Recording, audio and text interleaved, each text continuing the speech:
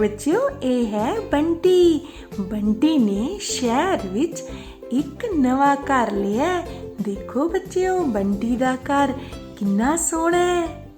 ਪਰ ਬੱਚਿਓ, ਪਤਾ ਕੀ ਹੋਇਆ? ਬੰਟੀ ਆਪਣੇ ਘਰ ਜਾਣ ਦਾ ਰਸਤਾ ਭੁੱਲ ਗਿਆ। ਦੇਖੋ ਬੱਚਿਓ, ਰਸਤੇ ਵਿੱਚ ਫਲੈਸ਼ ਕਾਰਡ ਪਏ ਹਨ। ਤੁਸੀਂ ਬੰਟੀ ਦੀ ਮਦਦ ਕਰ ਸਕਦੇ ਹੋ ਉਸਦੇ ਘਰ ਤੱਕ ਪਹੁੰਚਣ ਲਈ। ਬੰਟੀ ਨੂੰ ਵਰਣਮਾਲਾ ਤਰਤੀਬ ਵਿੱਚ ਫਲੈਸ਼ ਕਾਰਡ ਦੱਸਣੇ ਹਨ ਤੇ ਬੰਟੀ ਉਸੇ ਰਸਤੇ ਘਰ ਜਾਏਗਾ। ਦੇਖੋ ਬੱਚਿਓ, ਬੰਟੀ ਇਸ ਸਮੇਂ ਤੱਤੇ ਤੇ ਬੈਠਾ ਹੈ, ਤਾਂ ਹੁਣ ਉਹ ਕਿੱਥੇ ਜਾਏਗਾ? ਹਾਂਜੀ, ਥੱਥੇ ਤੇ। ਹਾਂਜੀ ਬੱਚਿਓ, ਦੇਖੋ ਬੱਚਿਓ, ਬੰਟੀ ਥੱਥੇ ਤੇ ਆ ਗਿਆ। ਹੁਣ ਦੱਸੋ, ਬੰਟੀ ਕਿੱਥੇ ਜਾਏਗਾ? ਹਾਂਜੀ, ਦੱਦੇ ਤੇ। ਦੱਦੇ ਤੋਂ ਬਾਅਦ ਉਹ ਕਿੱਥੇ ਜਾਵੇ? ਦੱਸੋ ਭਲਾ ਬੱਚਿਓ। ਹਾਂਜੀ, ਹੁਣ ਬੰਟੀ ਦੱਦੇ ਤੇ ਜਾਏਗਾ। ਹਾਂਜੀ ਬੱਚਿਓ, ਬੰਟੀ ਦੱਦੇ ਤੇ ਆ ਗਿਆ।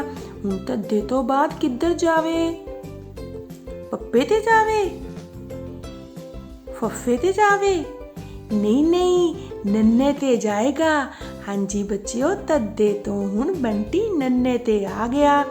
ਨੰਨੇ ਤੋਂ ਬਾਅਦ ਵਰਣਮਾਲਾ ਤਰਤੀਬ ਵਿੱਚ ਬੰਟੀ ਕਿਹੜੇ ਅੱਖਰ ਤੇ ਜਾਏਗਾ? ਫੱਫੇ ਤੇ ਜਾਂ ਪੱਪੇ ਤੇ? ਬਿਲਕੁਲ ਠੀਕ, ਪੱਪੇ ਤੇ। ਨੰਨੇ ਤੋਂ ਬੰਟੀ ਪੱਪੇ ਤੇ ਆ ਗਿਆ। ਬੱਚਿਓ ਸੋਚੋ, ਵਰਣਮਾਲਾ ਤਰਤੀਬ ਵਿੱਚ ਪੱਪੇ ਤੋਂ ਬਾਅਦ ਕਿਹੜਾ ਅੱਖਰ ਆਏਗਾ? ਹਾਂਜੀ, ਬਿਲਕੁਲ ਠੀਕ, ਫੱਫਾ। ਹਾਂਜੀ ਬੱਚਿਓ, ਹੁਣ ਬੰਟੀ ਫੱਫੇ ਤੇ ਆ ਗਿਆ। ਪਿਆਰੇ ਬੱਚਿਓ, ਫੱਫੇ ਤੋਂ ਬਾਅਦ ਕਿਹੜਾ ਅੱਖਰ ਆਵੇਗਾ? ਪੱਬਾ, ਮੰਮਾ, ਥੱਥਾ, ਬੱਬਾ। ਹਾਂਜੀ, ਪੱਪਾ, ਫੱਫਾ, ਬੱਬਾ। ਪਿਆਰੇ ਬੱਚਿਓ, ਬੱਬੇ ਤੋਂ ਬਾਅਦ ਪੱਬਾ ਅੱਖਰ ਆਉਂਦਾ ਹੈ। ਹੁਣ ਬੰਟੀ ਪੱਬੇ ਤੇ ਆ ਗਿਆ। ਪੱਬੇ ਤੋਂ ਬਾਅਦ ਕਿਹੜਾ ਅੱਖਰ ਹੁੰਦਾ ਜੀ? ਸ਼ਾਬਾਸ਼, ਮੰਮਾ। ਪੱਪਾ, ਫੱਫਾ, ਬੱਬਾ, ਪੱਬਾ, ਮੰਮਾ। ਹਾਂਜੀ ਬੱਚਿਓ, ਬੰਟੀ ਮੰਮੇ ਤੇ ਆ ਗਿਆ ਤੇ ਹੁਣ ਤਾਂ ਉਸਦਾ ਘਰ ਨੇੜੇ ਹੈ। ਬੰਟੀ ਹੁਣ ਆਪਣੇ ਘਰ ਪਹੁੰਚ ਗਿਆ। ਪਿਆਰੇ ਬੱਚਿਓ, ਬੰਟੀ ਹੁਣ ਬਹੁਤ ਖੁਸ਼ ਹੈ। ਬੱਚਿਓ, ਆਓ ਦੇਖੀਏ ਬੰਟੀ ਕਿਹੜੇ ਰਸਤੇ ਆਇਆ ਸੀ। ਇੱਕ ਵਾਰੀ ਫੇਰ ਵਰਣਮਾਲਾ ਤਰਤੀਬ ਦੇਖੀਏ ਜੀ। ਤੱਤਾ, ਥੱਥਾ, ਦੱਦਾ, ਤੱਦਾ, ਨੰਨਾ, ਪੱਪਾ, ਫੱਫਾ, ਬੱਬਾ, ਪੱਬਾ, ਮੰਮਾ। ਇਹ ਪਹੁੰਚ ਗਿਆ ਬੰਟੀ ਆਪਣੇ ਘਰ। ਤੁਸੀਂ ਸਾਰਿਆਂ ਨੇ ਬੰਟੀ ਨੂੰ ਉਸਦੇ ਘਰ ਜ਼ਰੂਰ ਪਹੁੰਚਾਉਣਾ ਹੈ। ਪਹਿਲੀ ਜਮਾਤ ਦੇ ਪਿਆਰੇ ਪਿਆਰੇ ਬੱਚਿਓ, ਆਓ ਖੇਡ ਵਿੱਚ ਇਹਨਾਂ ਬੱਚਿਆਂ ਨਾਲ ਗਾਉਂਦੇ ਹੋਏ ਇੱਕ ਹੋਰ ਬਾਰੇ ਸਮਝਦੇ ਹਾਂ। ਉਹ ਦੇਖ ਹਰਜੋਤ, ਇੱਕ ਤੋਤਾ ਰੁੱਖ ਤੇ ਬੈਠਾ ਹੈ ਅਤੇ ਇੱਕ ਹੋਰ ਤੋਤਾ ਉਸ ਨੂੰ ਮਿਲਣ ਆ ਰਿਹਾ ਹੈ। ਵਾਹ, 1 2, ਇਹ ਤਾਂ 2 ਹੋ ਗਏ। ਉਹ ਦੇਖੋ, ਇੱਕ ਹੋਰ ਤੋਤਾ ਆ ਗਿਆ। ਵਾਹ, 1 2 3, ਇਹ ਤਾਂ 3 ਹੋ ਗਏ। ਚਲੋ ਅਸੀਂ ਰਲ ਕੇ ਇੱਕ ਕਵਿਤਾ ਬੋਲੀਏ। ਇੱਕ ਹਰਾ ਤੋਤਾ ਨੱਚ ਰਿਹਾ ਸੀ ਓ, ਇੱਕ ਹਰਾ ਤੋਤਾ ਨੱਚ ਰਿਹਾ ਸੀ ਓ, ਇੱਕ ਹੋਰ ਆ ਗਿਆ, ਹੋ ਗਏ 2, ਹੋ ਗਏ 2। 2 ਹਰੇ ਤੋਤੇ ਸੋਹਰੇ ਵਿੱਚ ਦਿਨ, 2 ਹਰੇ ਤੋਤੇ ਸੋਹਰੇ ਵਿੱਚ ਦਿਨ, ਇੱਕ ਹੋਰ ਆ ਗਿਆ, ਹੋ ਗਏ 3, ਹੋ ਗਏ 3। 3 ਹਰੇ ਤੋਤੇ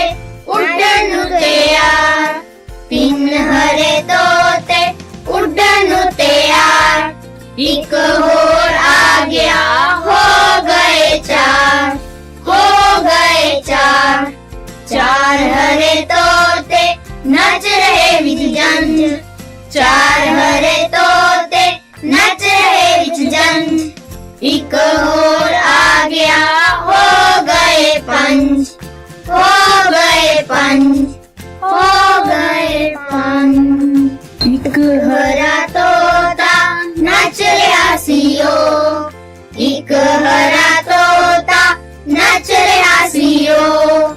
एक होर आ गया हो गए दो, हो गए दो। दो हरे तोते सो रहे विच दिन, दो हरे तोते सो रहे विच दिन। एक होर आ गया हो गए तीन, हो गए तीन।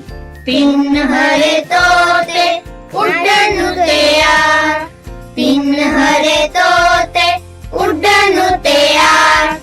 एक होर आ गया हो गए चार, हो गए चार।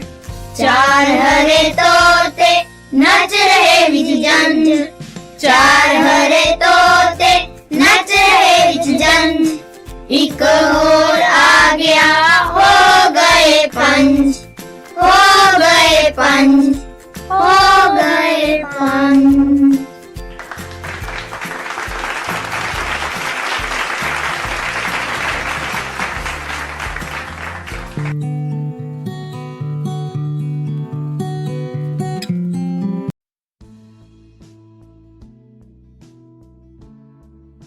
Look here, children, we have letter I. Let us feel the shape.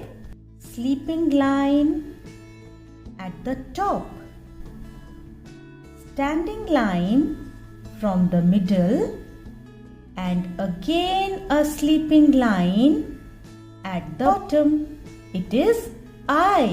Now we will write the letter I in your notebook. For writing I, we will start with the sleeping line at the top. Then from the middle, draw a standing line up to the second blue line. And again a sleeping line at the bottom. It is I.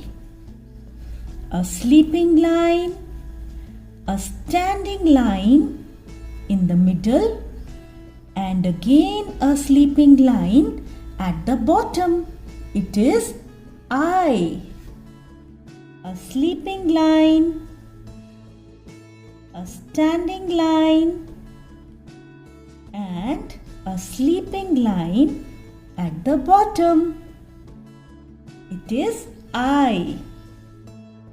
A sleeping line, a standing line, and again a sleeping line. It is I, ink pot. So now it's time for your homework. Children, you will write a complete page for letter I in your notebook. Bye-bye. ਪਿਆਰੇ ਵਿਦਿਆਰਥੀਓ, ਜਮਾਤ ਦੂਜੀ ਵਿਸ਼ਾ ਪੰਜਾਬੀ ਦੀ ਪਾਠ ਪੁਸਤਕ ਵਿੱਚੋਂ ਹੋੜਾ ਦੀ ਮਾਤਰਾ ਵਾਲੇ ਸ਼ਬਦ ਪੜ੍ਹਨ ਦਾ ਅਭਿਆਸ ਕਰਾਂਗੇ। ਤਾਂ ਪਹਿਲਾ ਸ਼ਬਦ ਹੈ ਮੋਰ, ਮੋਰ। ਰੋਟੀ, ਰੋਟੀ। ਢੋਲ, ਢੋਲ। Note, note. ਤੋਤਾ, ਤੋਤਾ। ਘੋੜਾ, ਘੋੜਾ। ਅਗਲਾ ਸ਼ਬਦ ਹੈ ਮੋਟਾ, ਮੋਟਾ। ਸੋਟੀ, ਸੋਟੀ। ਬੋਰੀ, ਬੋਰੀ। ਕੋਟੀ, ਕੋਟੀ। ਵਿਦਿਆਰਥੀਓ, ਹੁਣ ਆਪਾਂ 3 ਅੱਖਰੀ ਹੋੜਾ ਮਾਤਰਾ ਵਾਲੇ ਸ਼ਬਦ ਪੜ੍ਹਾਂਗੇ। ਤਾਂ ਸ਼ਬਦ ਹੈ ਬੋਤਲ, ਬੋਤਲ। ਬੋਹੜ, ੜ ਬੋਹੜ ਸਮੋਸਾ ਸਮੋਸਾ ਕੋਇਲ ਕੋਇਲ ਲੋਹੜੀ ਲੋਹੜੀ ਟੋਕਰੀ ਟੋਕਰੀ ਦੋਸਤ ਦੋਸਤ। ਬੱਚਿਓ ਹੁਣ ਆਪਾਂ ਕੁਝ ਹੋਰ ਹੋੜਾ ਮਾਤਰਾ ਵਾਲੇ ਸ਼ਬਦ ਪੜ੍ਹਦੇ ਹਾਂ। ਸ਼ਬਦ ਹੈ ਰੋਟੀ, ਤੋਰੀ, ਚੋਰੀ, ਚੋਰ, ਚਕੋਰ, ਭੋਜਨ, ਸਟੋਰ, ਮੋਰਨੀ,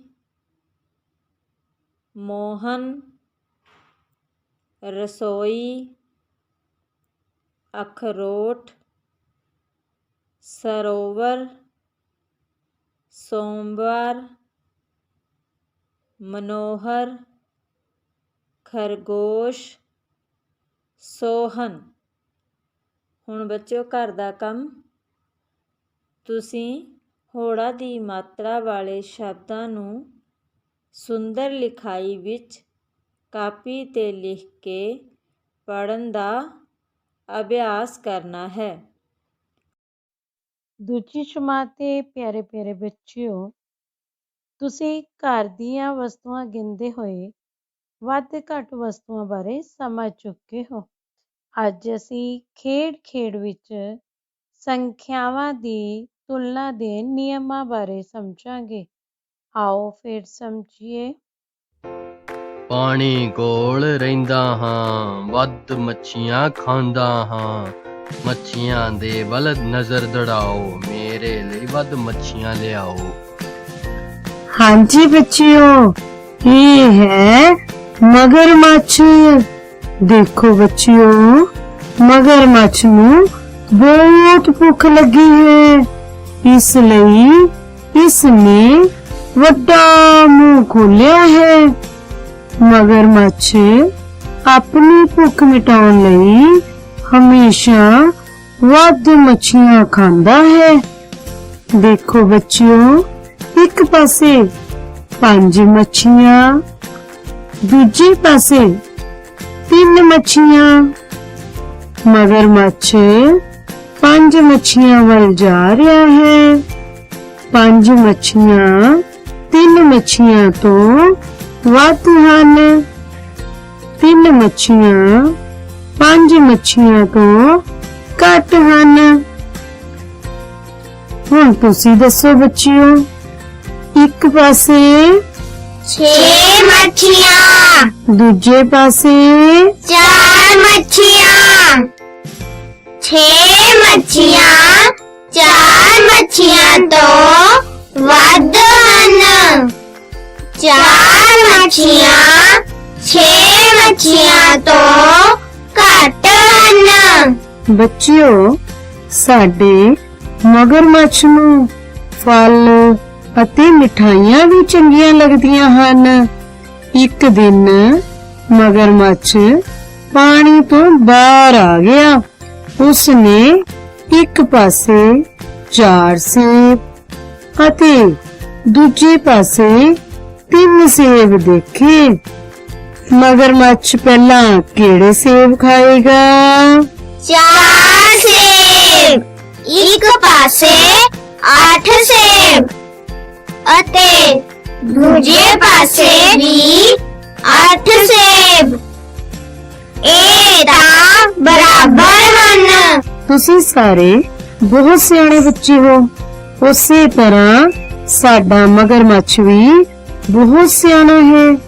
ਉਹ ਹਮੇਸ਼ਾ ਵੱਧ ਚੀਜ਼ਾਂ ਜਾਂ ਵੱਧ ਅੰਕਾਂ ਵਾਲੀਆਂ ਚੀਜ਼ਾਂ ਹੀ ਖਾਂਦਾ ਹੈ।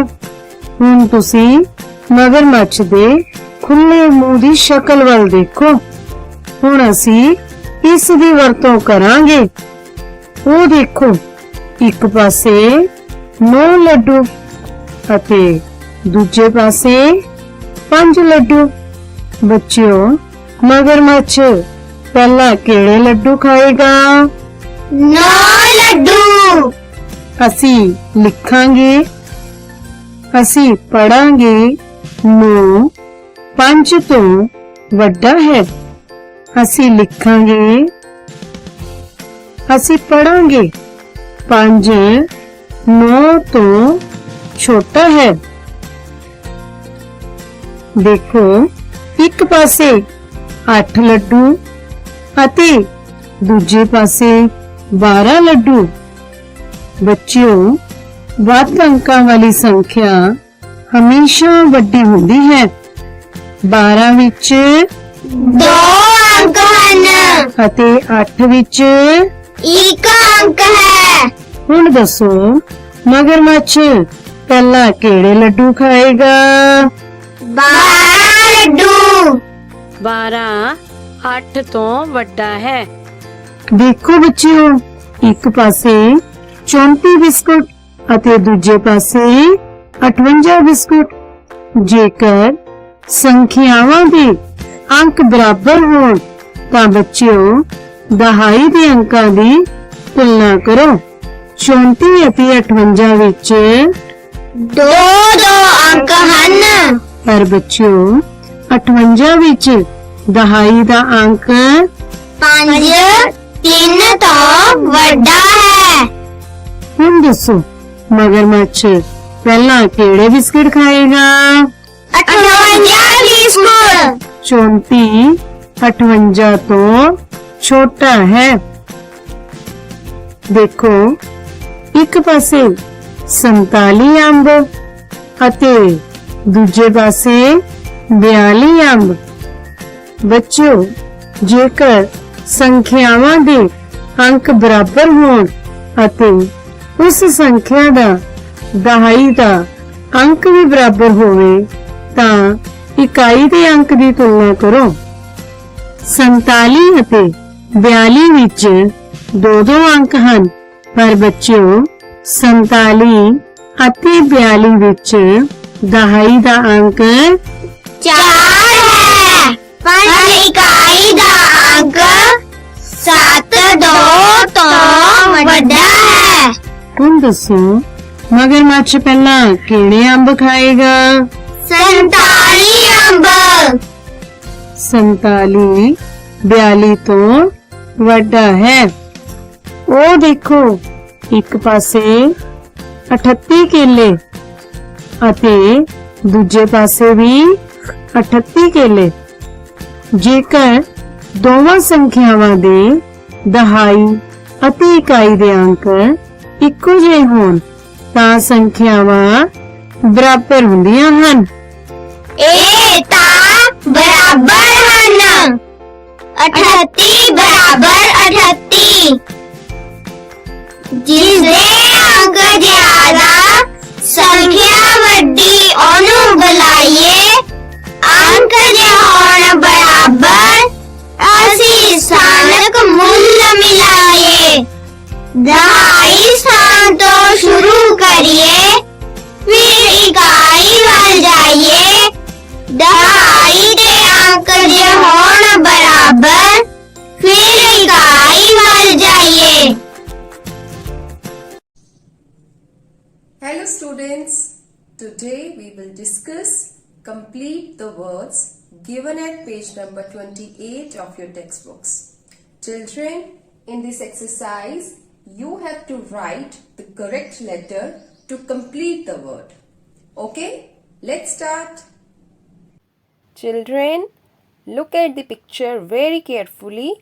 It is a car. Car. Children, there is sound of letter C. We will write C-A-R, car. Next is cap. Again there is sound of letter C. So write down C-A-P, cap. Children, it is a fan. Fan. There is sound of letter F. F. F-A-N, fan. It is a rat. R-R. Write down R-A-T, rat.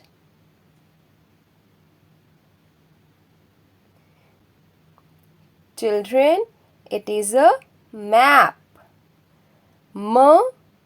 M. So we will write M-A-P, map. Children, I hope you all are writing side by side. Yes, ma'am. Well done.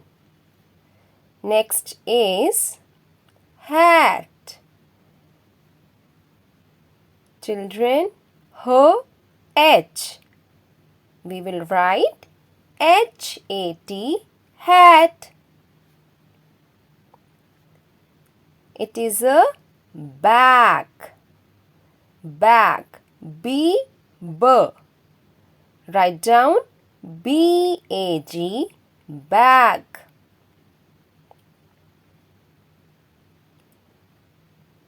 Children, it is a paw. P-A-W, paw. Van. Children, we will write V. V-A-N, van. And in the last, there is a picture of a man. M. M-A-N, man.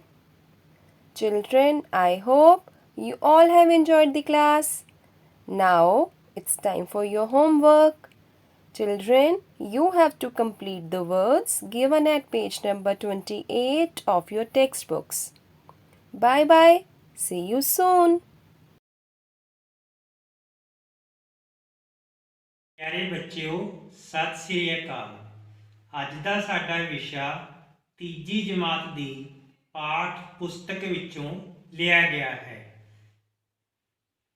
ਪਾਠ number 5, ਵੱਡਾ ਕੌਣ।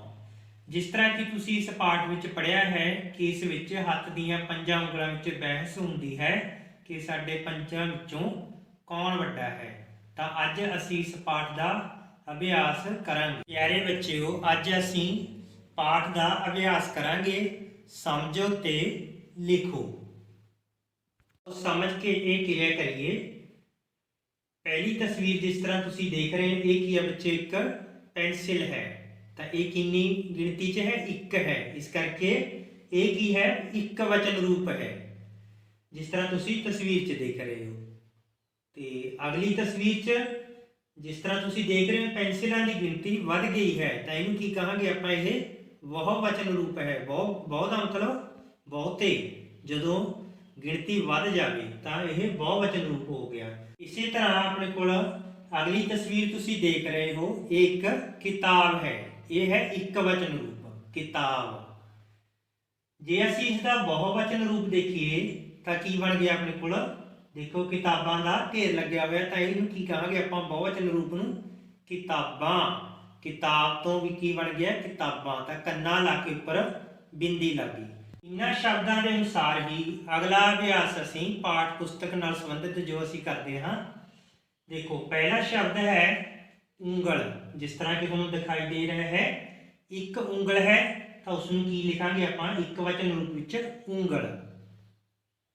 ਹਾਂਜੀ, ਅਗਲੀ ਤਸਵੀਰ ਵਿੱਚ ਉਂਗਲਾਂ ਨੇ ਜਿਹੜੀ ਉਹਨਾਂ ਦੀ ਗਿਣਤੀ ਵੱਧ ਗਈ ਹੈ, ਤਾਂ ਉਹ ਬਹੁਵਚਨ ਰੂਪ ਬਣ ਗਿਆ। ਤਾਂ ਕੀ ਲਿਖਿਆ ਸੀ ਨੇ? ਉਂਗਲਾਂ। ਕੰਨਾ ਲਾ ਕੇ ਉੱਪਰ ਬਿੰਦੀ ਲੱਗ ਗਈ ਹੈ। ਤਾਂ ਇਹ ਇਸ ਦਾ ਬਹੁਵਚਨ ਰੂਪ ਹੋ ਗਿਆ, ਜਿਸ ਤਰ੍ਹਾਂ ਤੁਸੀਂ ਤਸਵੀਰ 'ਚ ਵੀ ਦੇਖ ਰਹੇ ਹੋ। ਅਗਲਾ ਸ਼ਬਦ ਹੈ ਦਾਣਾ। ਜਿਸ ਤਰ੍ਹਾਂ ਇੱਕ ਦਾਣਾ ਹੈ, ਤਾਂ ਇਸ ਲਈ ਆਪਾਂ ਸ਼ਬਦ ਵਰਤਿਆ ਦਾਣਾ। ਤੇ ਜੇਕਰ ਅਸੀਂ ਇਸ ਦਾ ਬਹੁਵਚਨ ਰੂਪ ਦੇਖੀਏ ਤਾਂ ਦਾਣੇ ਦੀ ਗਿਣਤੀ ਬਹੁਤੀ ਹੋ ਜੂਗੀ। ਤਾਂ ਉਸ ਨੂੰ ਕੀ ਕਹਾਂਗੇ ਅਸੀਂ? ਬਹੁਵਚਨ ਰੂਪ ਨੂੰ ਦਾਣੇ। ਤਾਂ ਪਹਿਲਾਂ ਕੀ ਸੀ ਆਪਣੇ ਕੋਲ? ਇੱਕ ਵਚਨ ਰੂਪ ਦਾਣਾ। ਤਾਂ ਬਹੁਵਚਨ ਰੂਪ ਕੀ ਬਣ ਗਿਆ ਉਸਦਾ? ਦਾਣੇ। ਤਾਂ ਇੱਕ ਤੋਂ ਬਹੁਤੇ ਬਣ ਗਏ। ਹਾਂਜੀ, ਅਗਲਾ ਸ਼ਬਦ ਅੰਗੂਠਾ। ਜਿਸ ਤਰ੍ਹਾਂ ਆਪਣੇ ਕੋਲ ਇੱਕ ਅੰਗੂਠਾ ਹੈ ਤਾਂ ਇਸ ਨੂੰ ਅਸੀਂ ਇੱਕ ਵਚਨ ਰੂਪ 'ਚ ਲਿਖਾਂਗੇ ਅੰਗੂਠਾ। ਜਦੋਂ ਅੰਗੂਠਿਆਂ ਦੀ ਗਿਣਤੀ ਵੱਧ ਜਾਵੇਗੀ ਤਾਂ ਉਹ ਬਹੁਵਚਨ ਰੂਪ ਬਣ ਜਾਵੇਗਾ ਉਸ ਦਾ, ਤਾਂ ਉਸ ਨੂੰ ਕੀ ਲਿਖਾਂਗੇ ਅਸੀਂ ਅੰਗੂਠੇ। ਤਾਂ ਇਸ ਤੋਂ ਕੀ ਸਮਝੇ ਅਸੀਂ ਇੱਕ ਵਚਨ ਰੂਪ ਵਿੱਚ ਇੱਕ ਅੰਗੂਠਾ, ਤਾਂ ਉਸ ਨੂੰ ਲਿਖਾਂਗੇ ਅਸੀਂ ਅੰਗੂਠਾ। ਜਦੋਂ ਉਸਦਾ ਬਹੁਵਚਨ ਰੂਪ ਦੇਖਾਂਗੇ ਤਾਂ ਕੀ ਬਣ ਜਾਣਗੇ ਉਹ ਅੰਗੂਠੇ। ਅਗਲਾ ਸ਼ਬਦ ਹੈ ਹੀਰਾ। ਹੀਰੇ ਬਾਰੇ ਤੁਸੀਂ ਸੁਣਿਆ ਹੋਇਆ, ਬਹੁਤ ਹੀ ਕੀਮਤੀ ਹੁੰਦਾ ਹੈ। ਜਦੋਂ ਕੋਈ ਵਧੀਆ ਇਨਸਾਨ ਆ ਜਿਸ ਦੇ ਵਿੱਚ ਚੰਗੇ ਗੁਣ ਨੇ, ਅਸੀਂ ਕੀ ਕਹਿੰਦੇ ਹਾਂ ਕਿ ਇਹ ਹੀਰਾ ਹੈ, ਵੀ ਇਸ ਦੀ ਕੀਮਤ ਬਹੁਤ ਜ਼ਿਆਦਾ ਹੈ। ਤਾਂ ਇਸ ਤਰ੍ਹਾਂ ਆਪਣੇ ਕੋਲ ਸ਼ਬਦ ਆਇਆ ਹੈ ਹੀਰਾ। ਜਦੋਂ ਹੀਰਾ ਇੱਕ ਹੈ ਤਾਂ ਆਪਣੇ ਕੋਲ ਕੀ ਹੈ ਇੱਕ ਵਚਨ ਰੂਪ ਹੀਰਾ। ਪਰ ਜਦੋਂ ਹੀਰਿਆਂ ਦੀ ਗਿਣਤੀ ਬਹੁਤੀ ਹੋ ਜਾਵੇਗੀ ਤਾਂ ਹੀਰੇ ਦਾ ਬਹੁਵਚਨ ਹੈ ਜਿਹੜਾ ਉਹ ਹੀਰਾ ਸ਼ਬਦ ਦਾ ਕੀ ਬਣ ਜਾਵੇਗਾ ਹੀਰੇ। ਤਾਂ ਇਸ ਤੋਂ ਕੀ ਸਮਝੇ ਅਸੀਂ ਇੱਕ ਵਚਨ ਰੂਪ ਹੀਰਾ ਭਾਵ ਇੱਕ ਹੀਰਾ, ਬਹੁਵਚਨ ਰੂਪ ਹੀਰੇ ਭਾਵ ਬਹੁਤੇ ਹੀਰੇ। ਤਾਂ ਇਹ ਸੀ ਆਪਣੇ ਕੋਲ ਅੱਜ ਦੇ ਸ਼ਬਦ।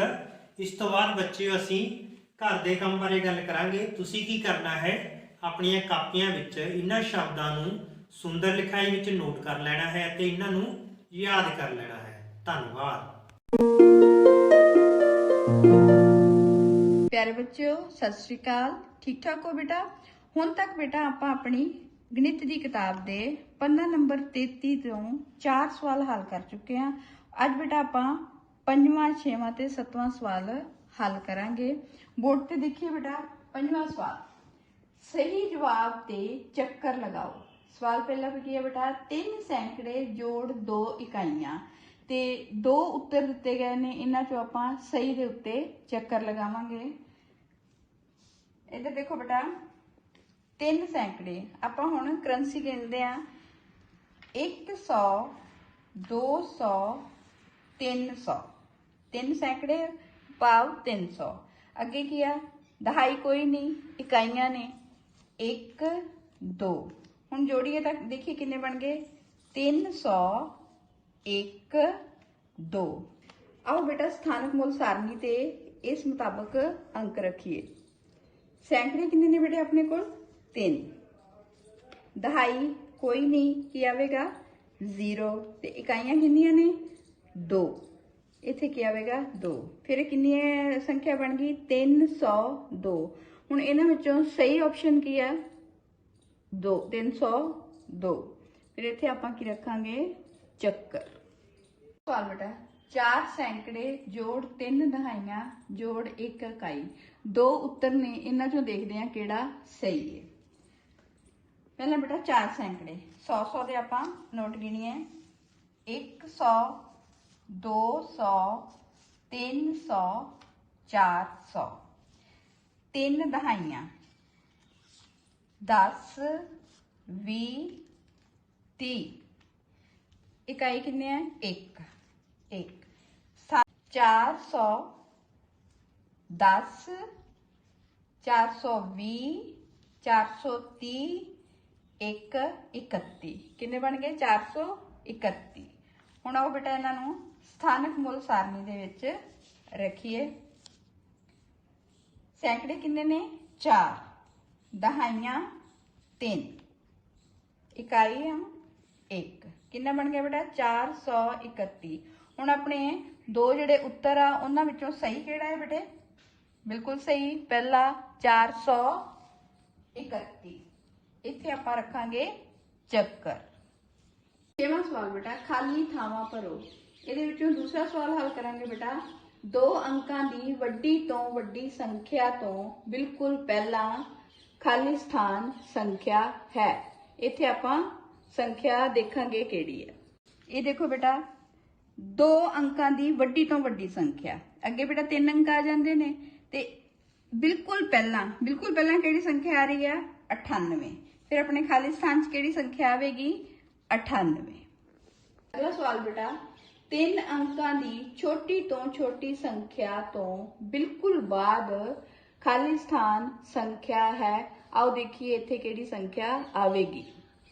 3 अंकां दी छोटी तो छोटी संख्या किहड़ी है बेटा 100 ਤੇ ਉਸ ਤੋਂ ਬਿਲਕੁਲ ਬਾਅਦ ਕੀ ਆਵੇਗਾ 101 ਫਿਰ ਇੱਥੇ ਖਾਲੀ ਸਥਾਨ ਤੇ ਆਪਣੇ ਕੋਲ ਕੀ ਆਵੇਗਾ ਸੰਖਿਆ ਕਿਹੜੀ ਆਵੇਗੀ 101 7ਵਾਂ ਸਵਾਲ 3 ਅੰਕੀ ਸੰਖਿਆ ਬਣਾਓ ਜਿਸ ਦਾ ਦਹਾਈ ਦਾ ਅੰਕ 6 ਹੋਵੇ ਦਹਾਈ ਬੇਟਾ ਸਥਾਨਕ ਮੋਲ ਸਾਰਣੀ ਵਿੱਚ ਵੇਖੀਏ ਦਹਾਈਆਂ ਕਿੰਨੀਆਂ ਨੇ 6 ਇਕਾਈ ਦਾ ਅੰਕ 7 ਤੋਂ 2 ਵੱਧ ਹੋਵੇ 7 ਤੋਂ 2 ਵੱਧ ਬੇਟਾ ਦੇਖੋ 7 2 ਵੱਧ ਕਿੰਨਾ ਹੋਵੇਗਾ 9 ਇਹ ਕਿਹਦਾ ਬੇਟਾ ਇਕਾਈਆਂ ਕਿੰਨੀਆਂ ਹੋ ਗਈਆਂ 9 ਅਤੇ 100 ਦੇ ਸਥਾਨ ਦਾ ਅੰਕ 4 ਅਤੇ 6 ਦੇ ਵਿਚਕਾਰ ਹੋਵੇ 4 ਅਤੇ 6 ਦੇ ਵਿਚਕਾਰ ਕਿੰਨਾ ਹੈ ਬੇਟਾ 5 ਫਿਰ ਸੈਂਕੜੇ ਕਿੰਨੇ ਨੇ ਆਪਣੇ ਕੋਲ 5 ਫਿਰ ਸੰਖਿਆ ਕਿੰਨੀ ਬਣ ਗਈ ਬੇਟਾ ਆਪਣੇ ਕੋਲ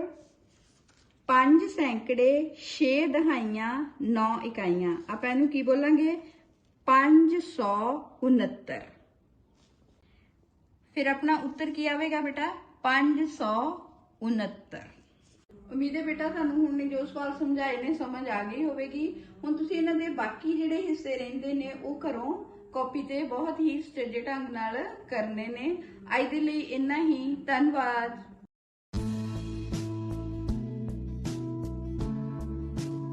Hello kids, today we will learn about the questions starting with where with the help of pictures.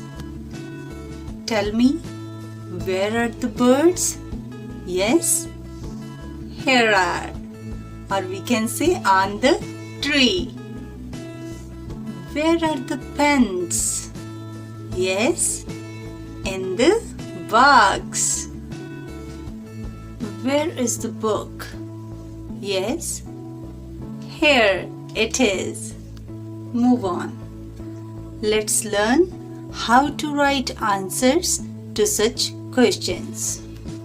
Question 1. Where is the tree?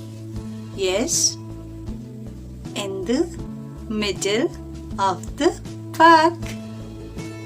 So answer is the tree is in the middle of the park. Okay, next one. Where are the birds? Yes, where are the birds? On the tree. So answer is the birds are on the tree. Where is the fountain? Yes, where is the fountain? Here it is. Yes, in the pool. So answer is the fountain is in the pool. Question 4. Where are the lady and baby sitting? Yes, near the tree. Good. So, how to write answer? We will take this part from question. Okay? Then write the place where they are. So, answer is the lady and baby are sitting near the tree. Question number 5. Where are the duck and duckling? Yes, where are the duck and ducklings? In the pool. In the pool. So answer is the duck and ducklings are in the pool. Let's revise who, what and where. Tell me, who is riding the bicycle? Yes? Good. Preet. Preet is riding the bicycle. Okay. What is Preet doing? Yes? Riding a bicycle. Okay. Where is Preet? Yes, Preet is in the park. Understand? Let's take one more example. Who are sitting on the bench? Yes, good. The lady and baby are sitting on the bench. Okay, what are they doing? Yes, they are sitting. Okay, third one. Where are the lady and baby sitting? Yes, where? Near the tree. Got it? Good. It's time for homework. Now try to write question answers given in your textbook on your own.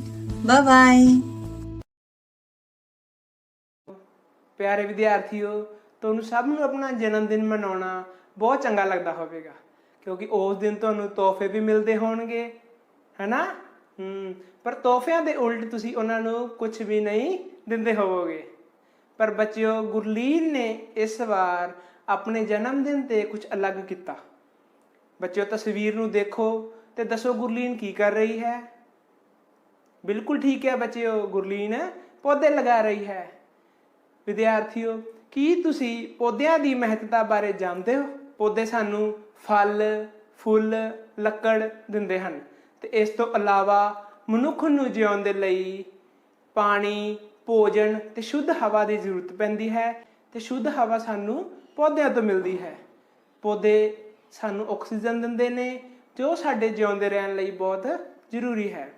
ਸੋ ਆਓ ਬੱਚਿਓ, ਅੱਜ ਅਸੀਂ ਪਾਠ 5ਵਾਂ ਪੌਦੇ ਸਾਡੇ ਮਿੱਤਰ ਬਾਰੇ ਚਰਚਾ ਕਰੀਏ। ਪਿਆਰੇ ਵਿਦਿਆਰਥੀਓ, ਹੁਣ ਤੁਸੀਂ ਪੌਦੇ ਜੋ ਕਿ ਵੱਡੇ ਹੋ ਕੇ ਰੁੱਖ ਬਣ ਜਾਂਦੇ ਹਨ, ਉਹਨਾਂ ਦੀ ਸਾਡੀ ਜ਼ਿੰਦਗੀ ਦੇ ਵਿੱਚ ਅਹਿਮੀਅਤ ਨੂੰ ਸਮਝ ਚੁੱਕੇ ਹੋ।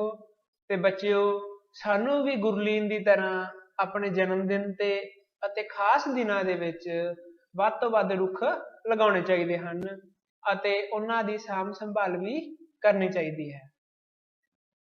ਪਿਆਰੇ ਵਿਦਿਆਰਥੀਓ, ਕੀ ਤੁਸੀਂ ਜਾਣਦੇ ਹੋ ਕਿ ਰੁੱਖ ਵੱਖ-ਵੱਖ ਤਰ੍ਹਾਂ ਦੇ ਹੁੰਦੇ ਹਨ? ਉਹਨਾਂ ਨੂੰ ਉਹਨਾਂ ਦੇ ਪੱਤਿਆਂ ਅਤੇ ਫਲਾਂ ਤੋਂ ਵੀ ਪਹਿਚਾਣਿਆ ਜਾ ਸਕਦਾ ਹੈ। ਬੱਚੇ, ਹੁਣ ਤੁਹਾਡੇ ਨਾਲ ਮੈਂ ਕੁਝ ਤਸਵੀਰਾਂ ਸਾਂਝੀਆਂ ਕਰੂੰਗਾ ਤੇ ਤੁਸੀਂ ਬੁੱਝਣਾ ਹੈ ਕਿ ਉਹ ਕਿਹੜੇ ਪੌਦੇ ਦੀ ਤਸਵੀਰ ਹੈ। ਹਾਂਜੀ ਬੱਚਿਓ, ਦੱਸਿਓ ਉਹ ਕਿਹੜੇ ਪੌਦੇ ਦੀ ਤਸਵੀਰ ਹੈ ਜਿਹਦੇ ਪੱਤੇ ਤਾਂ ਵੱਡੇ ਵੱਡੇ ਹੁੰਦੇ ਨੇ? ਬਿਲਕੁਲ ਸਹੀ ਕਿਹਾ ਬੱਚਿਓ, ਇਹ ਕਿਹੜੇ ਪੌਦੇ ਦੀ ਤਸਵੀਰ ਹੈ? ਇਹ ਬੋਰਡ ਦੀ ਤਸਵੀਰ ਹੈ। ਚਲੋ ਹੁਣ ਆਪਾਂ ਅਗਲੀ ਤਸਵੀਰ ਵੱਲ ਵਧਦੇ ਹਾਂ। ਹਾਂਜੀ ਬੱਚਿਓ, ਇਹ ਕਿਹੜੇ ਪੌਦੇ ਦੀ ਤਸਵੀਰ ਹੈ? ਇਹ ਤੁਹਾਡੇ ਘਰਾਂ ਦੇ ਵਿੱਚ ਵੀ ਲੱਗਿਆ ਹੁੰਦਾ ਹੈ, ਇਹਦੇ ਪੱਤੇ ਛੋਟੇ ਛੋਟੇ ਹੁੰਦੇ ਨੇ। ਦੱਸੋ ਕਿਹੜਾ ਹੈ? ਇਹ ਨਿੰਮ ਹੈ। ਬੱਚਿਓ, ਕੀ ਤੁਸੀਂ ਜਾਣਦੇ ਹੋ ਕਿ ਜਿਹੜੇ ਨਿੰਮ ਦੇ ਨਿੱਕੇ ਨਿੱਕੇ ਫਲ ਲੱਗੇ ਹੋਏ ਹਨ, ਉਹਨਾਂ ਨੂੰ ਕੀ ਆਖਦੇ ਹਨ? ਉਹਨਾਂ ਨੂੰ ਨਿਮੋਲੀਆਂ ਆਖਦੇ ਹਨ। ਨਿੰਮ ਦੇ ਪੱਤਿਆਂ ਦੀ ਅਤੇ ਨਿਮੋਲੀਆਂ ਦੀ ਦਵਾਈ ਬਣਾਉਣ ਦੇ ਲਈ ਵਰਤੋਂ ਕੀਤੀ ਜਾਂਦੀ ਹੈ। ਆਓ ਹੁਣ ਆਪਾਂ ਅਗਲੀ ਤਸਵੀਰ ਵੱਲ ਵਧਦੇ ਹਾਂ। ਹਾਂਜੀ ਬੱਚਿਓ, ਦੱਸੋ ਇਹ ਕਿਹੜੇ ਪੌਦੇ ਦੀ ਤਸਵੀਰ ਹੈ?